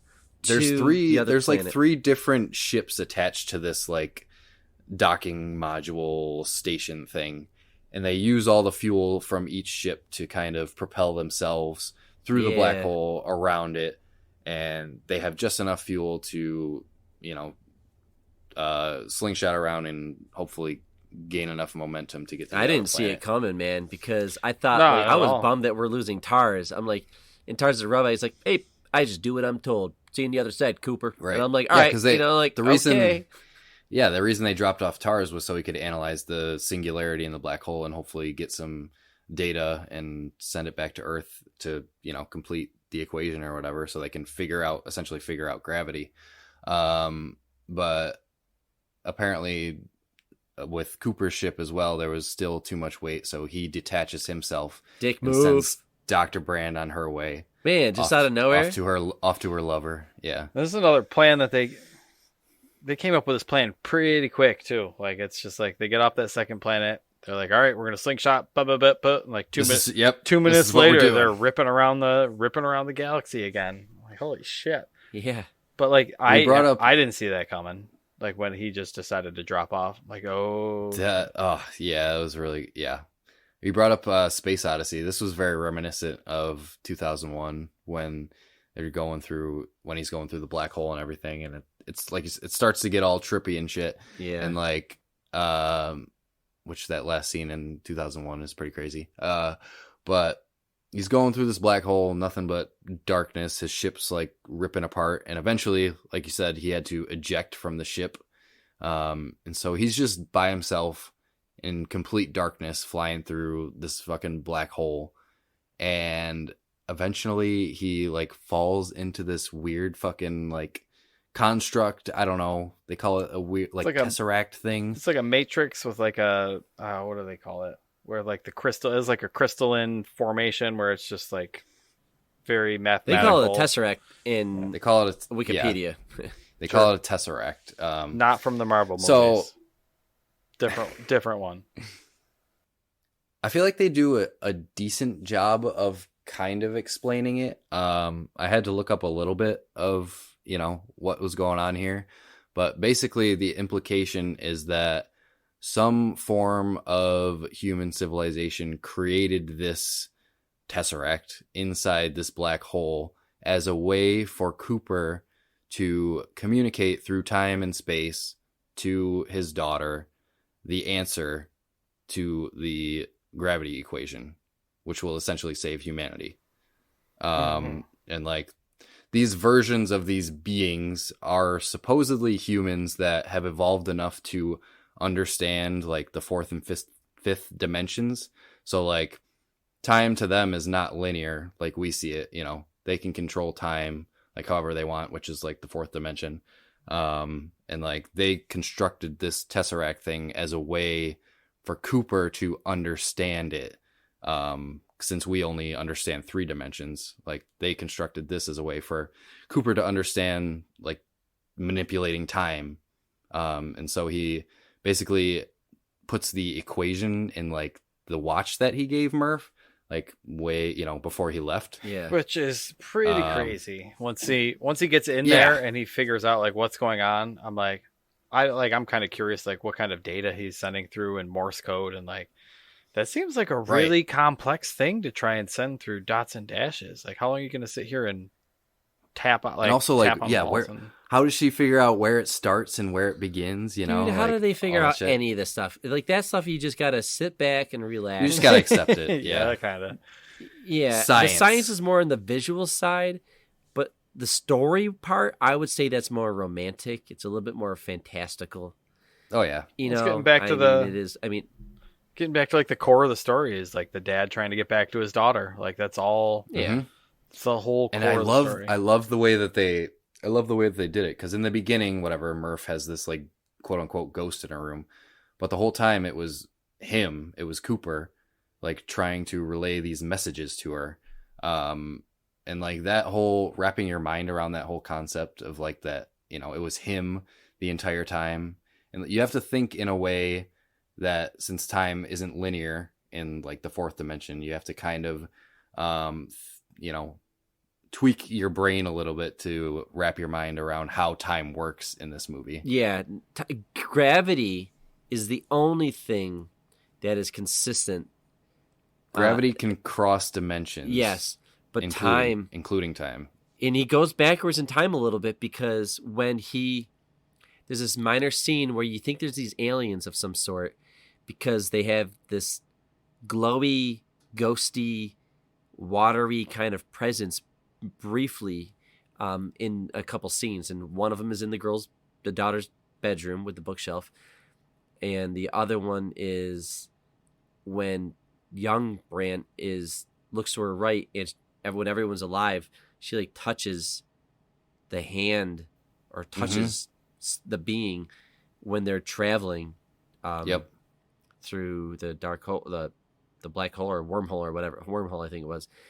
And it turns out it was just Cooper when he was being sent back in time, because he was being sent back in time to go to Saturn or near Saturn, where he gets scooped up and saved and all that stuff. But I mean, all this is kind of, I mean, they're trying to make this work in a movie. You know, you just gotta just accept it. But I was not confused. I thought it was emotionally well done.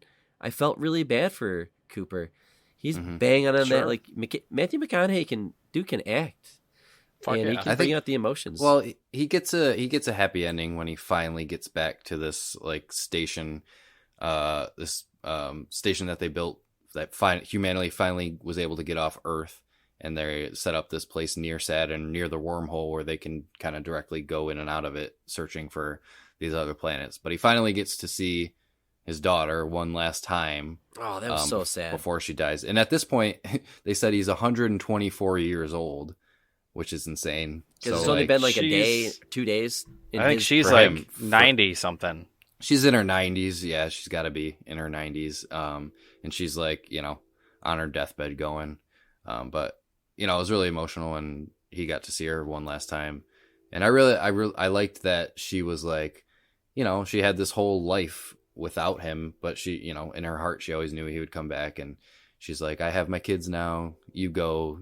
You don't need to see, you know, no parent should watch their own child die and all that stuff. So that was really, and they give like, really emotional. they do a call out earlier in the movie when he's giving her the watch, and he says like, hey, maybe when I come back, you'll be my age or something like that. And then when he comes back, he's the same fucking age and she's goddamn 90. Like that's, it's a weird callback to it, but like, it's nice how, you know, there's little things in the beginning of the story. There's little threads that are hanging loose. And then at the end of the movie, like everything gets circled back around to where I have notes on here like, why is the sand leaving coordinates and stupid shit like that? Like stuff that didn't make sense in the beginning. Yeah, man.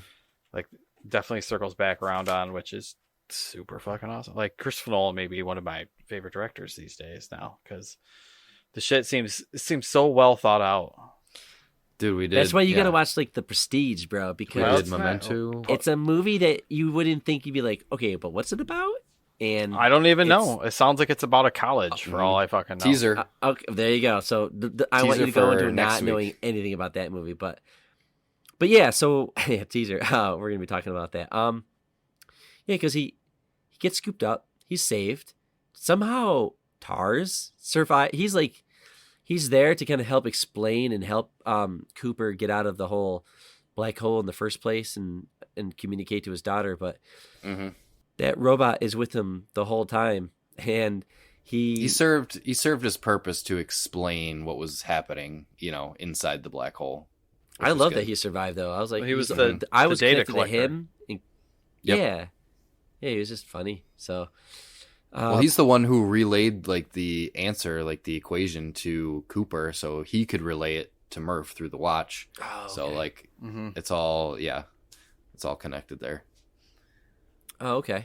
It's cool though, because like Nolan's movies, a lot like these ones, like he's got a lot of time. I put fuckery in quotes because like dealing with black holes and dealing with like time, like a lot of times in movies, like that shit can go sideways, or it allows for wiggle room and a lot of fuckery, as I so eloquently put it. Yeah. But like the way that it turns like science and not even just science, but like time, and it uses things in thought-provoking ways to where you're done with the movie. It's like when you watch the first Matrix and you're like, holy shit, like I could be in a simulation, blah, blah, blah. Like when you're done with the movie, you're still thinking about it in, you know, in good ways rather than like it's like a riddle that you're trying to tease out in your brain and get everything straightened out.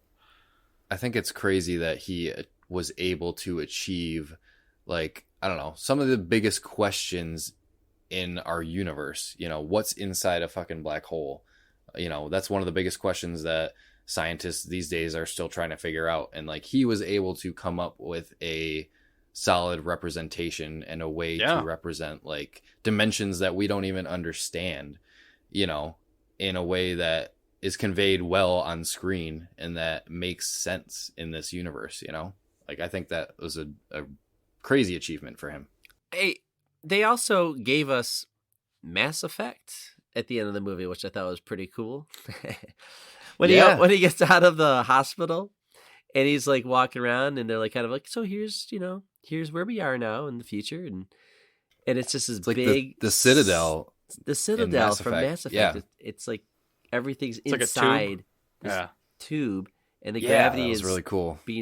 I like how they handled gravity, because that's one of my things about space movies, is that once it's sci fantasy, gravity is just figured out. You could be in an escape pod, you could be in a ship. Star Wars doesn't care about that shit. There's no gravity unless they want it to be there. But but this movie, I was like, we're gonna turn on artificial gravity, and I like how they handled the that. spinning. The spinning was Yeah, really like, cool. that's all I force. Yep. I'm getting That's all I sick. want, so I thought that was... just looking out the windows. Like that one doctor kept having to pop Dramamine because he was getting motion sick, and like I loved how they I'm with showed you, that, buddy. though, but... Because you see the Earth spinning man. in circles, and you're like, oh, I'm starting to get a little kind of sick too. But kind of conveys that same feeling. But one of the cool things I thought that's about, how it ends. One of the things I thought was great about this. Well, and then he gets sent. Then his dying daughter says, let me die. Oh you yeah, have a life still to live, and you got to go to Bran and find her, because she's out there alone. She's on Edmund's planet, yeah, which was her lover or whatever, So and it turns out that's the one. Like, that's the planet. They got all these cool ass spaceships. He's like, Cooper's like looking into the flight bay or whatever, hangar, and they got all these fucking cool ass future spaceships. How has nobody gone through the wormhole and trying to fucking find her? Like, that's my question. Yeah, it's been a long ass time. Well, you have a giant space station right next to the goddamn wormhole. The implication is that Cooper like stole a ship. Yeah. Because like that other guy walks in and he's like looking around like, where the fuck is this ship gone? Like Dr. Brand is like in charge of the whole thing. So she tells him like, go take this ship and go find her. So he just fucking jacks the ship and goes through the wormhole. That's what I thought it Dr. was. Brand. She's like, I'm the literally the person who saved humanity. Right. And she just it's named was after like, me. Go do this. Yep. You're good. Yes. Yeah. So it kind of ends. It ends really there funny. with like they show some shots of her setting up camp or whatever on it. But I thought one of my favorite parts of this movie is that like I couldn't figure out how it was going to end. Like the whole time I'm going through the movie, you don't know when it's going to end and you don't know how it's going to end, because you don't know if Cooper is getting back to Earth. You don't know what's going on with the time dilation, when it's going to be when he gets back to Earth. Like that was like, you don't have things figured out completely. Some parts, like when I don't know, I saw things kind of jump out to me. Like the Matt Damon stuff and some of those things you can see coming, but you can't tell like how Cooper is going to end, which I thought it ended pretty cool because there's closure. There's, you get to see some of the story. You get to see that Earth isn't completely fucked. Everybody kind of doesn't hate each other at the end, which is nice. So I thought it was a great one. Yeah, I'm Really- glad I got to rewatch this one because I haven't seen it since it first came out, and I saw this in the most ideal way. I saw it in the theater in like the front row. So I was fucking. Could be I was intense. looking Oh, that sucks. the entire time, and like it's one of those things where like like, oh, you look what's going on the left side, I'm gonna watch over here. Like I couldn't get the full experience, so Yeah. I'm glad that I rewatched it because I forgot a lot of the stuff that happened in this movie. Like I remembered some of the major scenes, but some of the smaller scenes were really impactful. So I'm glad I got to rewatch this one. For a sci-fi flick, there's just a lot of emotion in this movie. Like overall, Mhm. like there's a lot of crying and close-up shots of people just like openly sobbing. Like it is kind of not dreary, but it's morose, or I don't know, whatever you want. There's not hope the entire time, but at the same time, shit's always moving along. So I don't know. How well the mood. I mean, it's so dire. Everything is just like fucked. Like anytime they're showing home, like whenever we basically. see like the sun, Yeah, like he's just like, no, like listen, I'm a farmer, and I'm just gonna do what Dad would have done, and I'm just gonna keep the corn going. And he's like punching like Topher Grace and his son. He's already 'cause lost one kid, and he's just stubborn. Murph is trying to save his family, but he's just like, no, we're staying on the farm. We're not fucking going anywhere. I don't want Yeah, so it's just like he's willing to just let his family die, just to whatever, stand up for what he believes in, I guess. Yeah, I think it's just like a legacy thing. Like it's just like this is his attachment to his father is like the farm that he gave him. Right, he can't leave Still the has farm. he still has Yeah, the exactly. truck, and like Yep. that's his life. And she's like, Dad abandoned us, all that stuff. And then she learns Yep. no, and but I mean, that's all good. But it's like a very, I don't think sad's the word. It's very optimistic, but you're with Melancholy. Cooper, like you don't know if he's you don't know. And the infinite Oh. sadness, it's I was gonna say, like, I don't remember how that netted out, but like it was Murph figured out the equation, and then whatever, that was the point when Tom came back to the farm when they were trying to smuggle out his family or whatever. And whatever, she was like, oh, I figured it out, blah, blah, blah. So I guess we don't really see how their relationship nets out. That was a little weird because he just punched your boyfriend, and you just and then burned you it left. at his He kicked you off, burned and his he just crops. burned down Burned his his fucking crops, and we're then gonna she comes steal out of the his house. family. I figured it out. That ghost isn't a ghost. It's Dad. He's like, oh, keep bringing it in, sister. Like I think he was, I don't know exactly. In shock? I don't. he just they don't accepted show. it. So again, some I'm not sure. conveniences throughout the movie. Mm-hmm. Yeah, here and there. So- It's a sci-fi. But yeah, It's good Got and that fucking overall. killer soundtrack, man. I mean, those Yeah, man. organs just feels eerie, but well, I'm glad that you guys really enjoyed it because I thought you guys would, since I know you guys both like space shit, so I knew I would like it. and Christopher Nolan, like I'm surprised you guys hadn't seen this one, so I'm glad we got to talk about it. Now, I want to see The Prestige really bad again because that's Memento and Prestige are my favorite movies. After seeing this movie is really good. I still want to lean that I might enjoy The Prestige more. I could see it. I don't know why. It's just like I think it's fucking this great movie is like this is like an epic fucking movie. Like Yeah. it's universe spanning. The Prestige is more of like a a tighter story, I feel. I mean, It it's just still has like killer moments in it and great Yeah. performances, and it's Yep, grounded yep, on yep, yep. Earth more, so it's more realistic. I wouldn't say realistic, but yeah, whatever. I don't know. quote unquote, yeah. But yeah, this one is like a grand. It's on a grand scale for sure. So it's a little bit. Well, if you guys like this, you got to see Ad Astra, the Brad add Pitt to the list. movie. Yeah, that would Yep. look good. It's very similar to this, like in many Okay. ways. Now that I've seen both, I'm like, wow. I couldn't get it out of my head when I was watching this. All right, is there anything else we want to talk about? Like other than that, like acting wise, I thought everybody was killer. The sound was good. Yeah. A shout out. Music You was good. you mentioned him earlier. Kip Thorne is the guy I wanted to give him Thank his you. props. Yeah.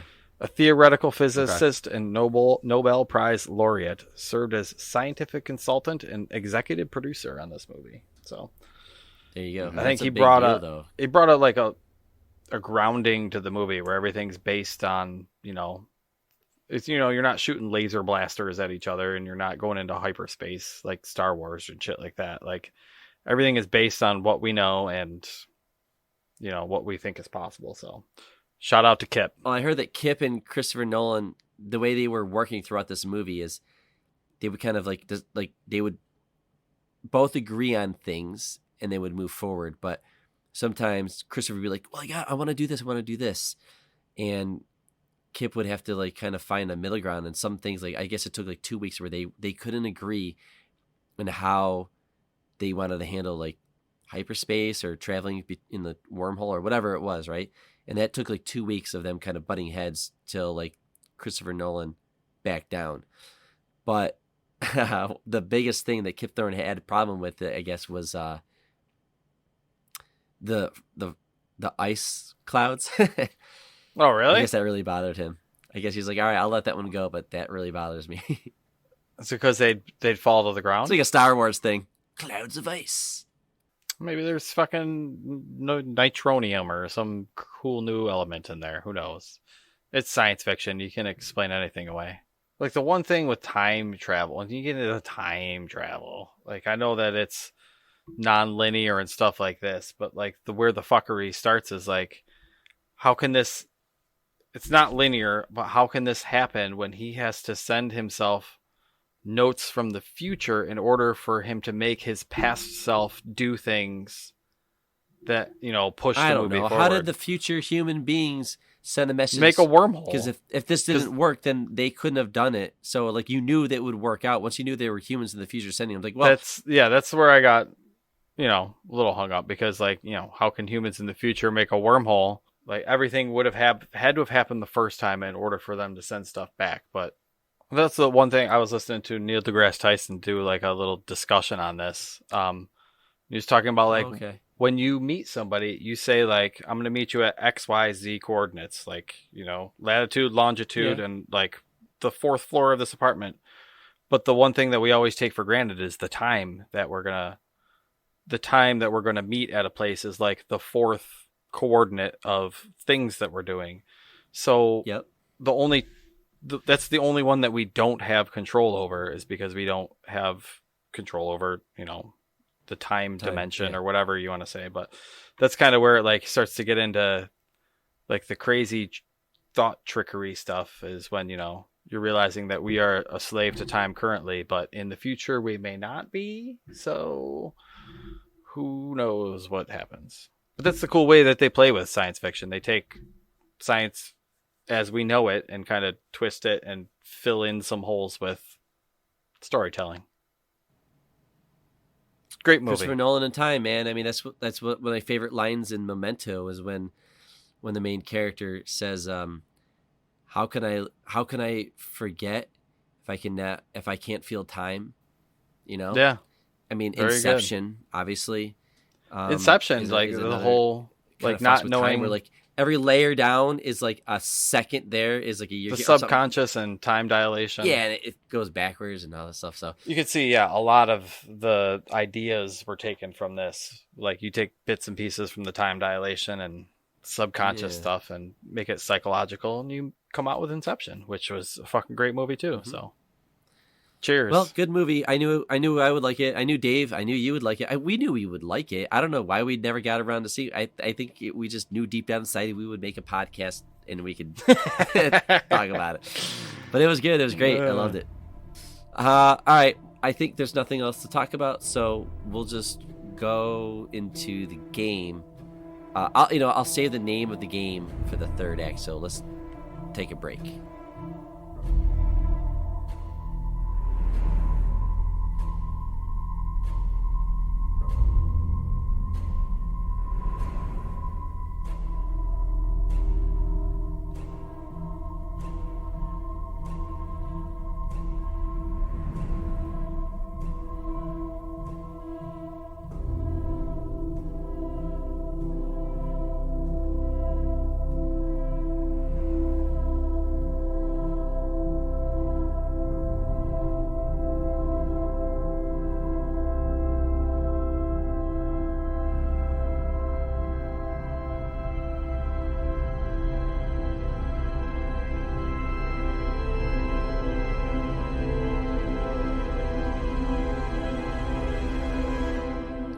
And we're back into our third act.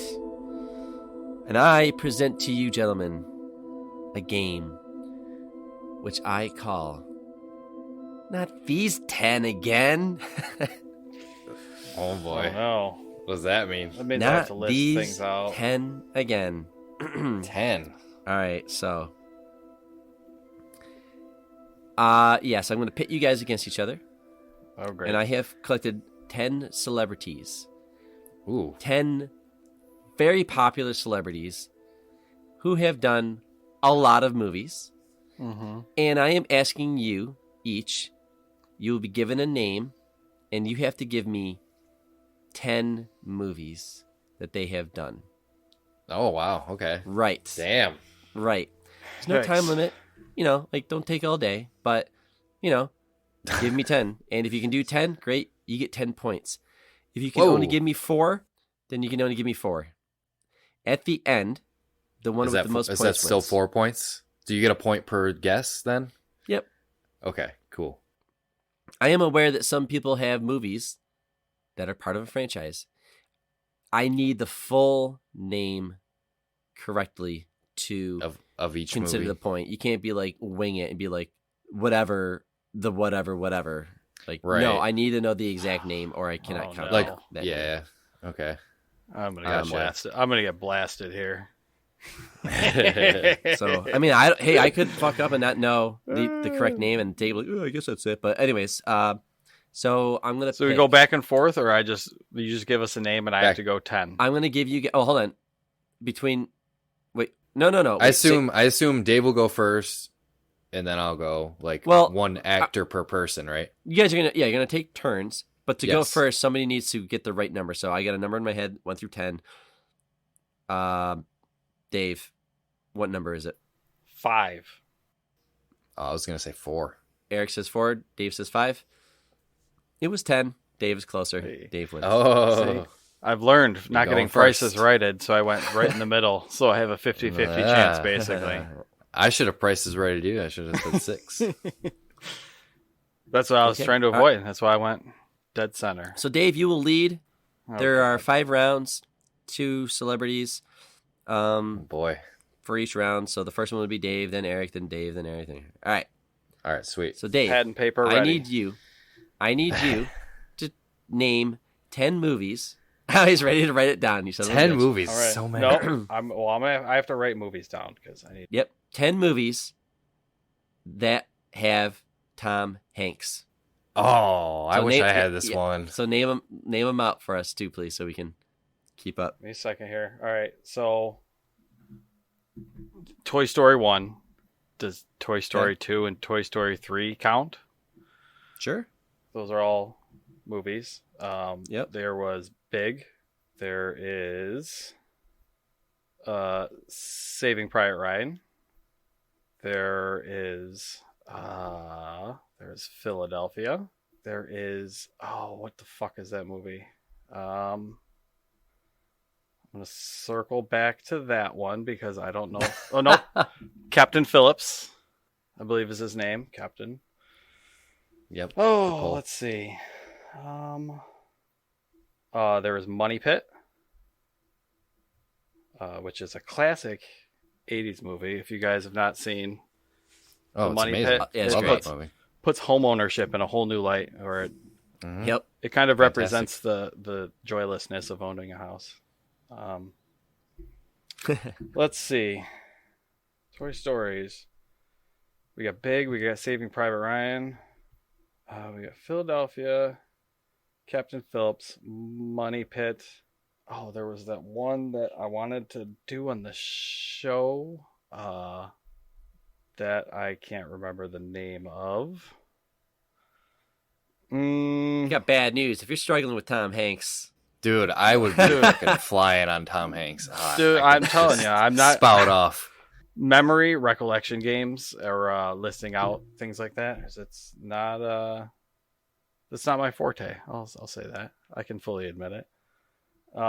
We got 8 so far, so 2 more. I will I'm for the I'm sake. blanking right now. You can just Yeah. take the 8. I'll take the 8. Okay. All right. 8. Not bad. I don't Not want to. bad. I don't want to sit here on the. It's hard All because right. you're gonna be Cast- laying in bed and you're gonna be like, Castaway, Catch Me If You Save Can, Your Da Castaway, Vinci, God damn Da it. Vinci Code, Toy Story 4. Four. Oh, I forgot about the fourth one. Oh, damn it. See? Eric, you're Terminal. funny. All right, Oh hold my on, God, hold so on, many. Eric. Hold on, Eric. Ready? All right. Now I'm scared now. It's tough. You get. It's tough. Who do You I have get? to name 10 movies that have Brad Pitt. Go. Oh, fuck. All right. All right. So I'll just do the ones for the podcast. Once Upon a Time in Hollywood, Interview with a Vampire, Inglourious Bastards, Brad Pitt, Mr. and Mrs. Smith. See, I wouldn't have gotten that one. Meet Joe Black. I don't know why that popped into my head, but Dude, that's another one. I did this earlier with my wife, and she named the same movies. Keep going. Oh boy, I feel like I'm running out of steam already. Yeah, 5. Let's see. I know more, but I'm hitting a wall. It's hard. Shit. I'm Now struggling too. I'm hitting a wall. I'm hitting a big wall right now. I know there are some obvious ones. There are some obvious ones, dude. There's some very obvious ones that I'm just not. So you're gonna stop at Oh, 5? No. 12 Years a Slave. That one popped into my head. Random. Okay. I don't think I've ever seen that one. Fuck. I want to get to at least 8. I only got 6. I know there are some super obvious ones that I'm just missing right now, and that I cannot think of. Fuck. All right, I have to stop because I'm not gonna take up all this time. I'm just gonna. That's it. The big one I thought of was give me some obvious ones. Eric or Brandon has said Fight Ad Club. Astra 3 times Fight Club. today, and Fight Yeah, Club Ad is the Astra. other one. We're gonna do 7. There's another episode 7. on the list. We're gonna do 7. 7 is fucking great. See, yeah, it's hard. It is hard when you're on the spot. Burn before or Burn something before like reading, that. burn after reading. Burn after Before reading. reading, Yeah. yeah. I've never seen that one. Yep. Case of Benjamin Button. Oh yeah, 12 There was a Monkeys. couple 12 obvious Monkeys. ones. Yeah, 12 Monkeys is another crazy And one. then I thought honestly you're gonna start with Ocean's 11, 12, and 13. I've never seen any of those. Oh well, that's why I have Tom Hanks going against Brad Pitt because I knew they have franchises under the belts. They kind Right. of give you some That's easy ones, good. but anyways, Okay. you got 6, so All right. 8 to 6, Man. not bad. I wish I had Tom Hanks. it's tough. Once the clock is ticking, like Yeah. you keep thinking of Yeah, like the the pressure. same movies, and you keep hitting like the same one over and over, and you're like, no. I just kept thinking Brain, of move on. Once Upon a Time in Hollywood. It's like, what the fuck? All right, Dave. I'm gonna round try and 2. start thinking of. Hopefully, whoever this is has good memes because that's usually a good place to start digging for Ooh. digging for Yeah. movies. All right, hit me. All right, Dave. So round 2, you're going to be starting us off with Julia Roberts. Oh, that's a tough one. God. Oh, I don't know a lot. That's a of, toughie. I don't know a lot either. I don't know a lot. I know there is Pretty Woman. Okay. Yep. That would be Yep. my one poll. Okay.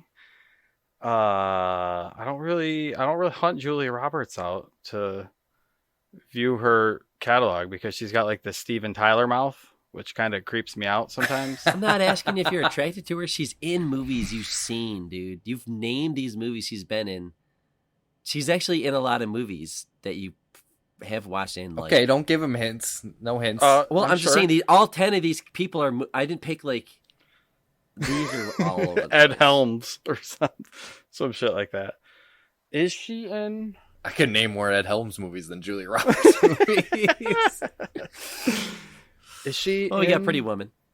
I want to say it, but if I say it and I'm wrong, then I will be. You're not over. I'm just. It's wrong. That's okay. I just said you can't name the movie correctly. You have to find the right title. Is she in Ocean's 11? Yeah, she's in Ocean's 11.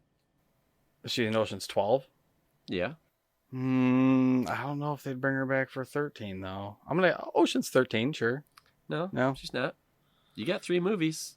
That should be a wrong. That should be a. I never said that. You guess it wrong. I just can't count it if you can't get it. If you all you gotta do is just name them. I don't know if I have any more. I'm asking 10 movies, so I mean, That's try to- yeah. what does it matter? This guy's got 3. Yeah, I know. That's it's not going to be helping my chances today for space camp.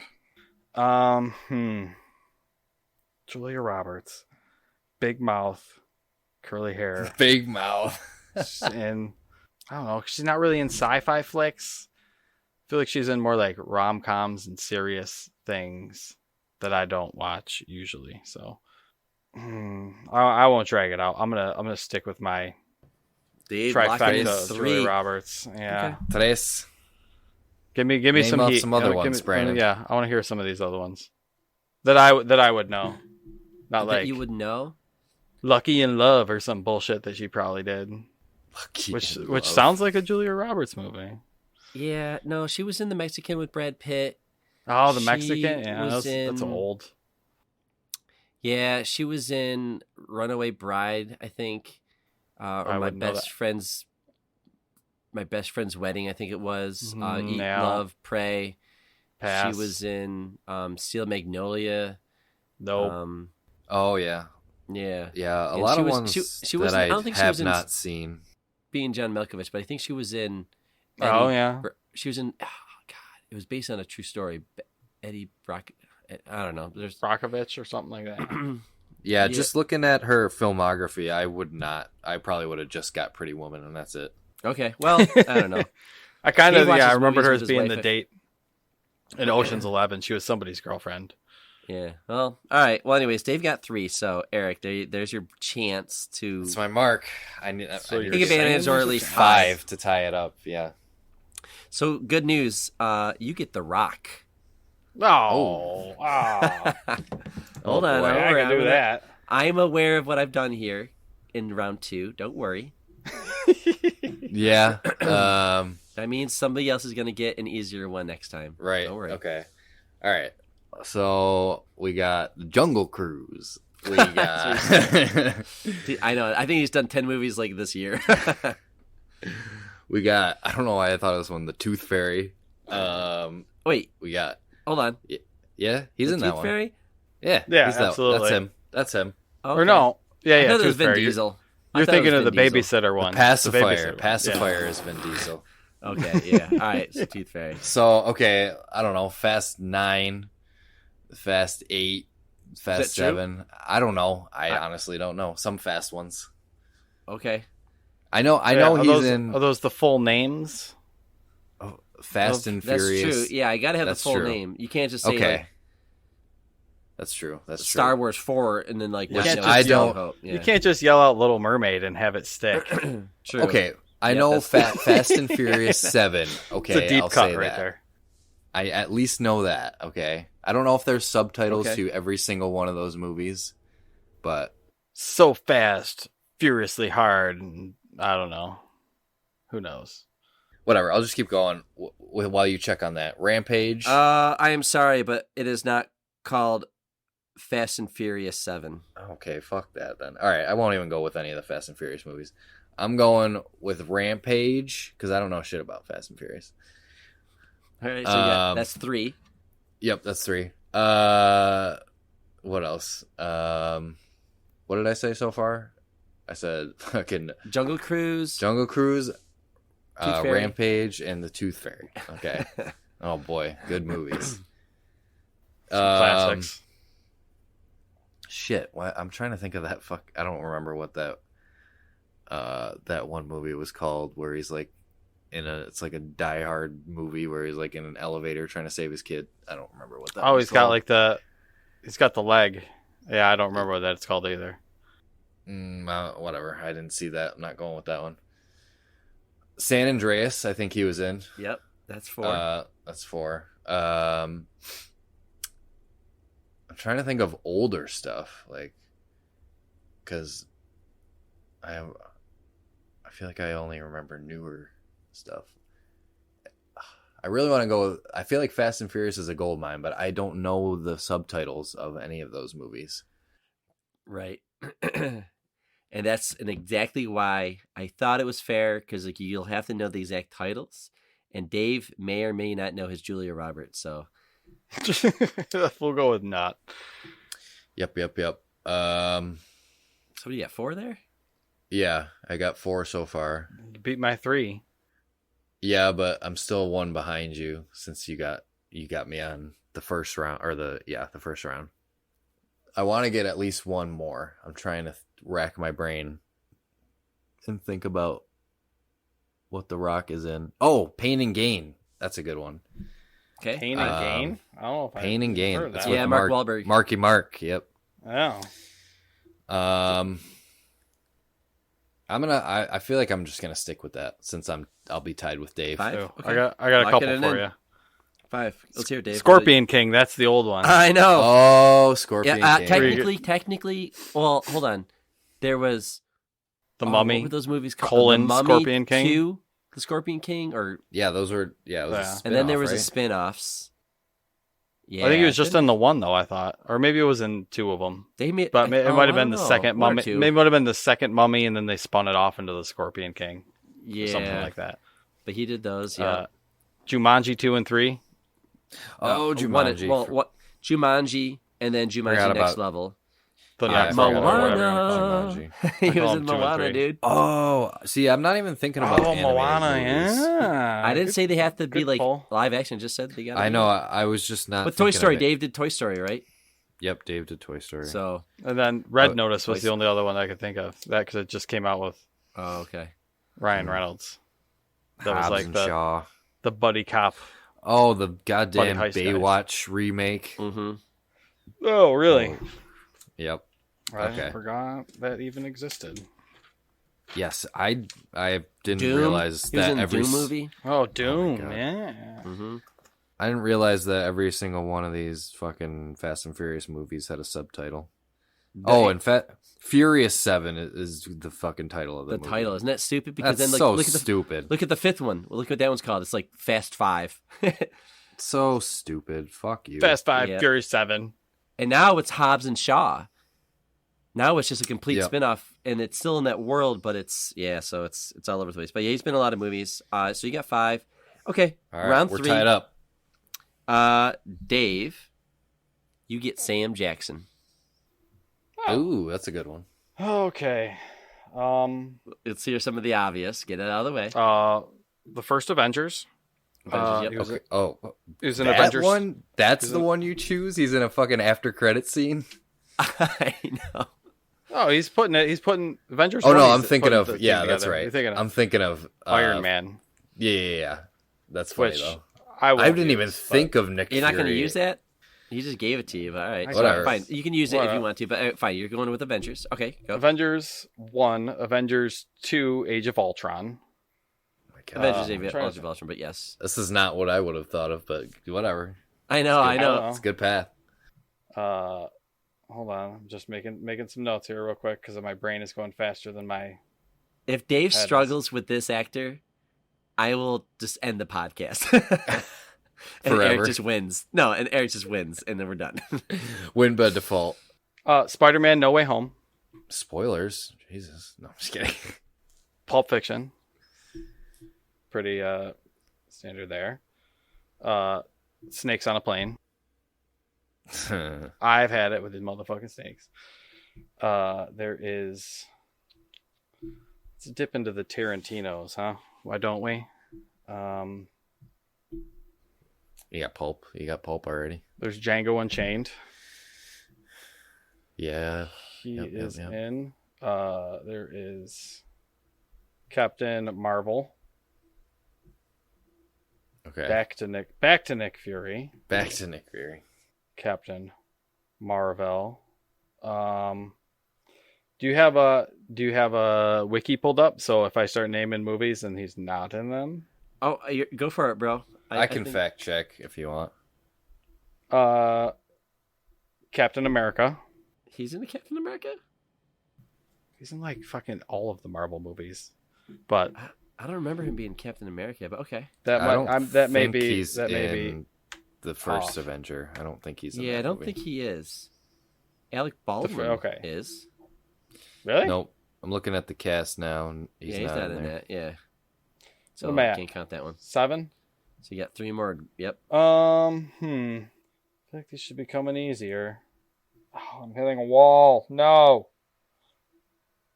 See Samuel L. Jackson and something else in my brain. Go to the memes. Go to the memes. Go to the memes. What do I see Samuel L. Jackson when I type that into the Giphy search? Probably mostly Pulp Fiction and I don't know. Yeah, I Make picture something. Pulp Fiction with the fro. Yeah, pretty much. He's in Glass. Okay, Ooh, 8. Good pull. He's in Unbreakable. 9. He is. Yep. You're right. And let's cap it off. Samuel L. Jackson is starring in a movie called... I don't know. Leave it at 9. Fuck it. Leaving it at 9. I feel like I should take away 3 points because of what I'm about to tell you right now. Samuel L. Jackson is Mace Windu No, god damn it. in Star Wars. Episode 1, 2, and 3. Completely forgot about Star Wars. I thought that's where you were going to start, and you're like, okay, he's in First Avenger. Yeah, Avenger. I was not going down the Avengers path. No, I completely forgot about Mace. To be fair, I wasn't thinking his of Star Wars. I was thinking of like goddamn Tarantino. lightsaber. I was thinking I of love like it. Hateful Eight and Jackie Brown and shit. Hateful Eight. Is he in there? And The Incredibles 1 and 2. That's what I was thinking of those. Oh, yeah, good. I didn't even think of Frozone. Mm-hmm. Oh, he is Incredibles. Yeah, I mean, he is in a lot of stuff. He just, I think I tweeted at him that the only thing you haven't done is Lord of the Rings. We need to get you in Lord of the Rings or something like that. There are no black people in Lord of the Rings, and if we're gonna put one in there, better be fucking Samuel L. That'd Jackson. be awesome. Yeah. Oh, I love it, dude. Have him Anyway. drop F-bombs all over the place in Lord of the Rings. 9. Man, this is fascinating how this is turning out. Okay, Eric, you get Oh, Natalie. You get Natalie Nine's a Portman. high bar. Oh boy. Well, going off the Star Wars stuff with Natalie Portman, we'll just get it right out of the way with Star Wars Episode 1, The Phantom Menace, Star Wars Episode 2, Attack of the Clones, and Star Wars Episode 3, Revenge of the Sith. Got a boy. Okay. Black Swan,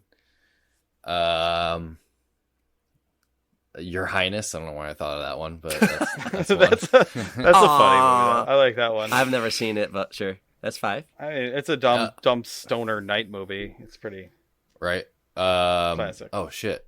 What am I thinking of? Wow. No. Now I'm getting stuck. Oh God.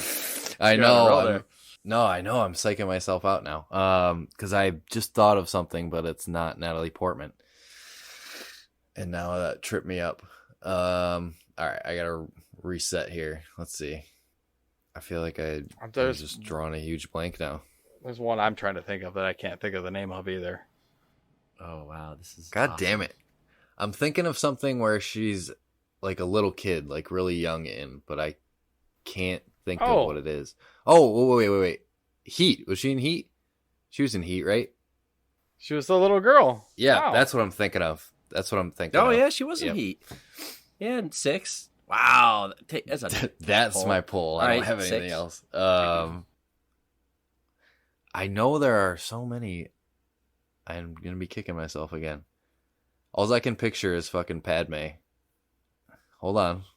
No, let me just think for a couple more seconds. I got 7 so far. Yeah, sure. Yeah. Oh yeah. That's 6. Sorry, 6. 6. Yep. Yes. 6. Right.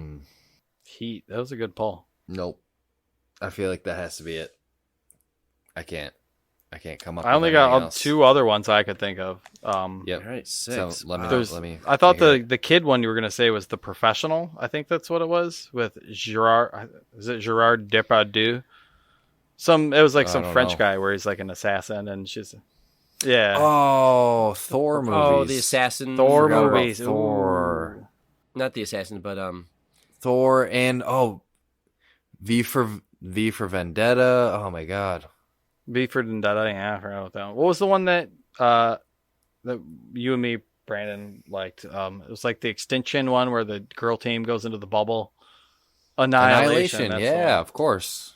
Yep. Annihilation. I kept Man, putting it's tough. Armageddon. Yeah. Tough when I you're know, on the I'm spot. like, it's not Yep. Armageddon. No, girl's been around, man. She's done a lot of stuff that you wouldn't think, like She's Natalie been Portman acting since she movies. was like fucking but young. then you realize, oh, she's so. done. Yeah. She's I got was a breezing catalog. through with Star Wars, but then I got stuck on Padme. I'm like, that's all I can think of.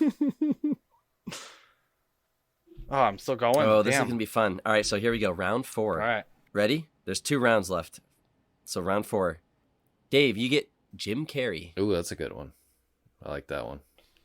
All right. All right. Is he in Star Wars? Wait, no, he's not in Star Wars. All right, we'll start with the classics. Sonic the Hedgehog. Yep. That's the classic. There's Dumb and Dumber. There's The Mask. Is Dumb and Dumberer the second? Is that no? That's the dumber That's the one. sequel. He's with not that in it. one. He's not in it. Yep. Let's see. Sonic, Dumb and Dumber, The Mask. We have Ace Ventura, the original. Ace Ventura 2, When Nature Calls. There you go. Got the subtitle. There is Eternal Sunshine of the Spotless Mind. Did I get that one? Eternal Sunshine of the Spotless Mind. Is that correct? That's correct. All right, James. What else do you got up your sleeve? James. James? I've never heard Jim Carrey called James. That's great. James Eugene Carey. Let's see. There is Is his middle name? Whoa. that fucking movie. That fucking movie. Oh, yeah. If I don't see you today, have a great tomorrow too. Fucking what the hell is that called? Great movie. I know it is. We probably should talk about that one. On I the wanna show. I wanna say like the so Stanley cool. Parable, but I know that's Stanley Parable. that's not, His name in the movie Stanley. is it? I Oh, believe the so. Truman Show. No, the no, Truman Stanley Show. is The Mask. There you go. Oh, the Truman Show. Yep. That's what it is. Stanley Parable, Couple Truman big- Show. That's pretty close. Yeah. Couple big ones for me that I'll go. Batman 7. Returns Oh, interesting. as Batman Returns. the Mask, or not the Mask, the Joker. That's not Batman Returns though. No, he's not. He's not in that one. Okay. Not. Batman Returns is Danny DeVito Mhm. and Christopher Walken as the Oh, and Arnold. stuff. Or is Arnold in the one I'm thinking about? No, I think that's Nope. the one. Nope. No. You're getting all those movies mixed up. It's not Batman Returns. It's got to be. It's not Batman Begins because that's Nolan. Correct. It's not Batman Awakens because that's not a real thing. Batman Awakens.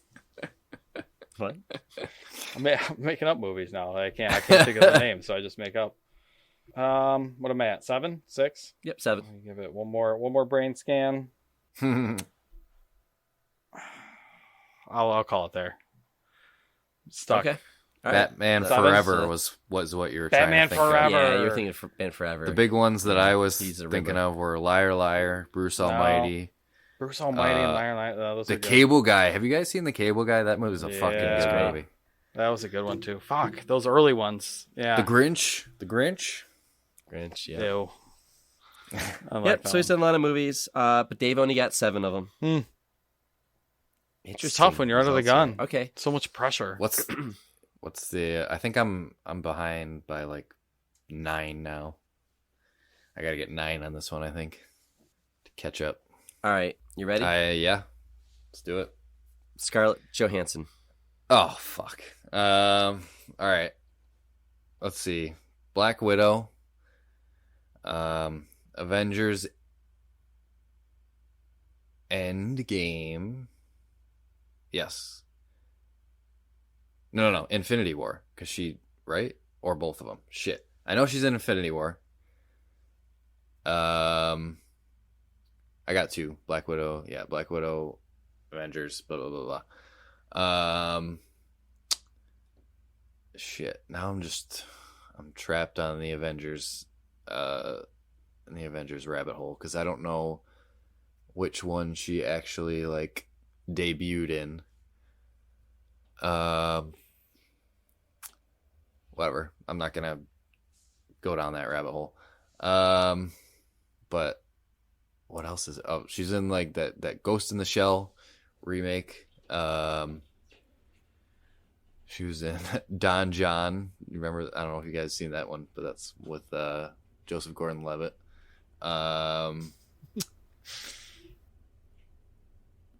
Fuck, man, I'm not too great on my ScarJo. The one that was one on the tip of my tongue. What's that movie? Shit. What's that called? Oh, this is gonna bother me. It's like one name. It's her name. The character's name. You know what I'm talking about, Brandon, but I cannot think of the movie. Fuck. I'm stuck on that one. And I don't have anything else in the tank. I'm thinking of some movies when she was like a little kid. Oh, shit. That might be it for me. What the 4 movies? Dude, I don't know my You could only give me 4 movies with Scarlett Johansson? What is... Are you locking it in? I really want to think of that one movie that I'm thinking of, but I cannot think of the name of it. I don't know. I gotta call it quits.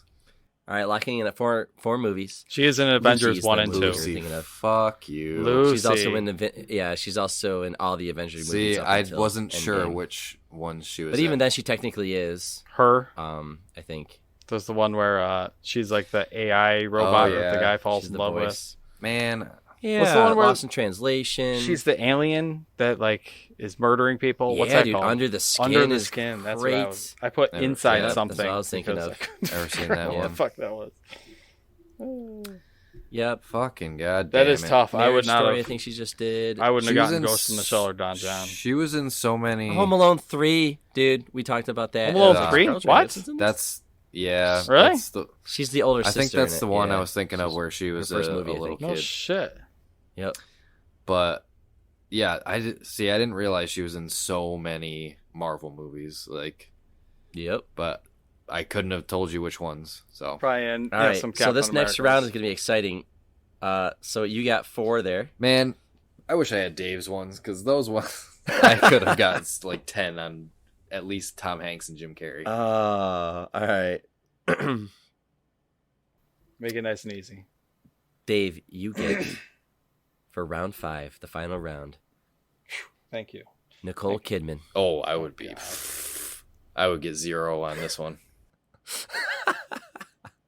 It's gonna be close. He to also 0. had Julia Roberts, and yeah, he's beating you. All right, let's go, Dave. Dude, Are you guys serious? Okay. There's Eyes Wide Shut. Right. Yeah, dude. Okay. Oh yeah. Good. I see a thumbs up. I'm trying to. I get her confused with the real hotness of Hollywood. the real. I can't even remember her name now either. Focus. It's Dave, probably focus. who I gave to Eric. So Fuck. Nicole Kidman. What the hell is it wrong with her? Dude, I'm looking at the I'm stuck on filmography, number. and I stuck on think I 2. really would have gotten 0 if I got Nicole Kidman. no Really? way. Really? Off the top of my head. Nicole Kidman does sci-fi thriller. All right. No more hints. I'm just saying. That ain't gonna help. I don't think. Well, he's got what? 1 Eyes Wide Shut. Got Eyes Wide Shut. Is she in? That's not the person I'm thinking of. Eric, this is gonna be a break. I hope you're. I don't even. Well, could I even win or come back if I got all 10? Do you know the score right now? I don't know if they had everything Okay. up. I don't. You say sci-fi, and I'm trying to think of picturing her in front of like some hollow screen, like touching buttons or doing something, and I'm like, I don't fucking know where this is. I don't know where this is coming from. I'm asking you to think of 10 movies with Nicole Kidman in it after we talked about a movie called Interstellar. So your brain's probably a little bit fried. My brain's always a little bit fried. Let's be honest.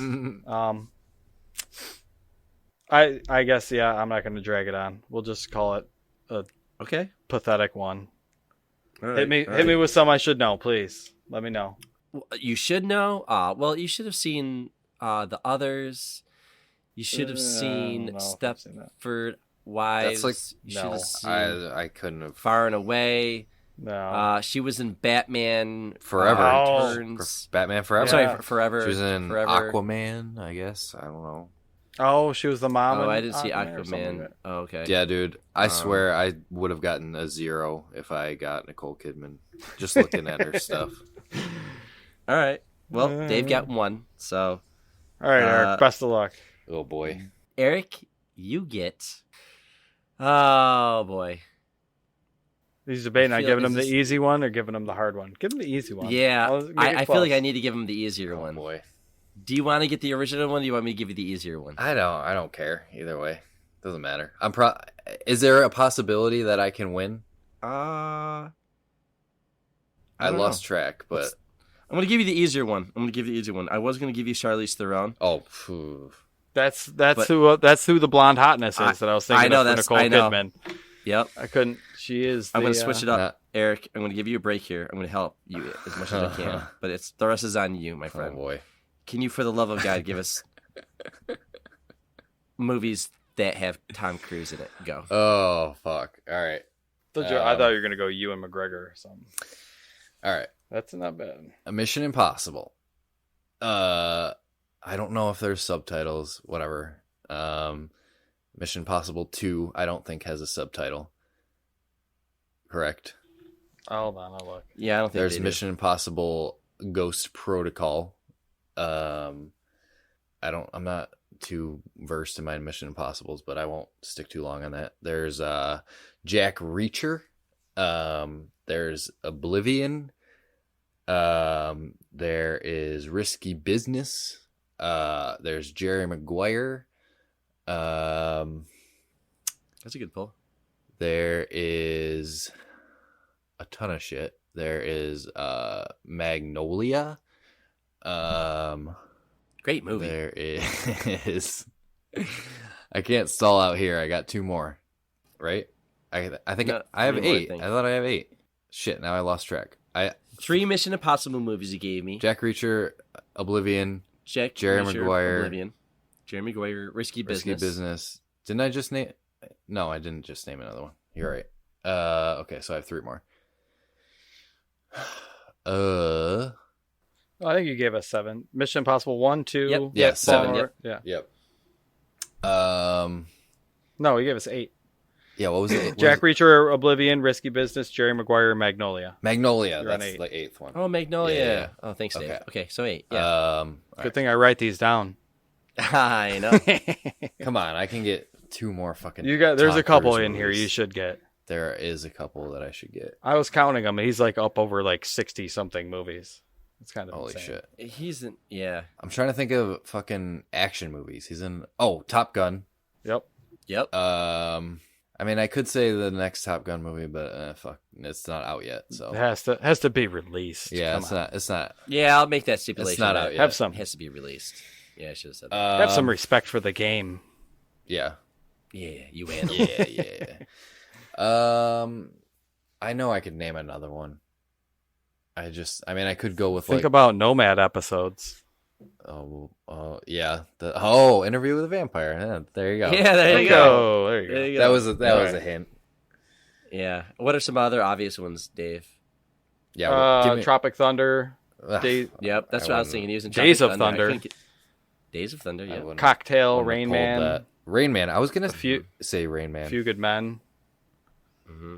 Eyes Wide Shut, which I mentioned earlier. Oh wait, Eric also said Jerry Maguire. I think we skipped over that, right? No, we had that one. Yeah, I got in there.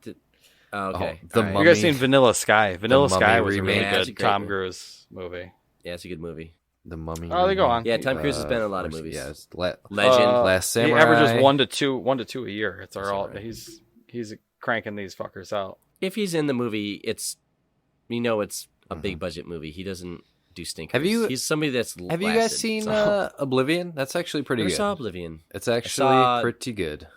I saw Edge of Tomorrow. Dude, that saw is that. a good movie. Like That a movie's really really good good. movie. As a time, do you ever see that one, Dave? I don't know if I have or not. That's Yeah, got time so. shit going on it as well. That you might. It's a, like, it's a time. It's basically a video game movie. Like It straight kind up. of is. It's like Groundhog's Day alien invaders. Yeah, it's really cool. He's in a loop. Sweet. So It's a time loop. but there's like aliens attacking that planet that day. So he's constantly fighting these aliens. It's cool. 2000. Right. Well, anyways, tally early up the 2000s, score. he was cranking them. Oh yeah, sorry, I got to add these up. All right, Dave, who's got a calculator? He put out Ready? Hold on, let me get my calculator open. four All right. four movies in 2002. That's impressive. Dave, what? 4 movies Wow. in 2002. Space Station 3D, Minority Report, Austin Powers, and Goldmember, and Narc. Oh, In the weird. beginning. Oh, maybe it's just a producer on it. Sorry. Oh, So okay. just 3 that year. Busy man. Yeah, either Yeah. way. Well, all right. Okay. So Dave has 8, Okay, 3, 9, 9. 7, and 1. That's a total of 28. And Eric, you have 6, 5, 6, 4, 10. For 31. Oh, You win! wow. Okay, what was the other one? What was the original? Oh, Charlize Theron. Charlize See, Theron. I think I would have lost with that one for sure. Well, anyways, I tried to make it so there's like half men and half women. It turns out you guys need to just watch more movies with female leads, but that's okay.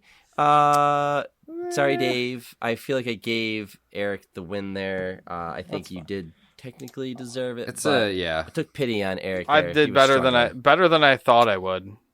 Recall games are not my forte. So. But let it be known that Dave forgot that Samuel L. Jackson was in Star Wars when he got Jackson, so. Strike that from a record.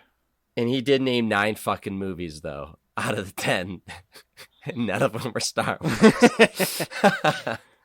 Yeah. Other than that, that was the game. So the game was called Not These 10 Again. That was pretty fun. Long one. It was a long episode. Long intro. We had a lot to catch up on. It was a long movie that we watched. It was a 3-hour movie. So Long ass game at the end. long ass game. Yeah. Yep. So this is a long episode, but if you're still with us, appreciate it. Yeah, if you're We have a lot in listening store. this far in, man, thank you. Thank you. Yeah. Other than that, I've got nothing else to say. You guys got anything on your side? If you've listened this far, email nomadsoffantasy@gmail.com and just say, I don't know, fucking taste breaker or some random shit. Just email us something just so we know that you listened to the end.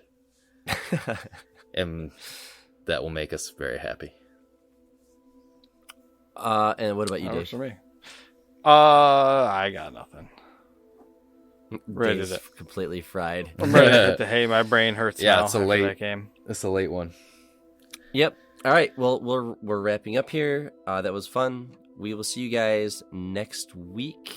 And don't forget, we also have a mini show going on where we are doing hot takes, quick little reviews of the Book of Boba Fett show that's been going on. So at the time of recording, we've only done one. We're going to be doing our next one soon. So other than that, thanks for listening, and we're out of here. So safe travels, Nomads.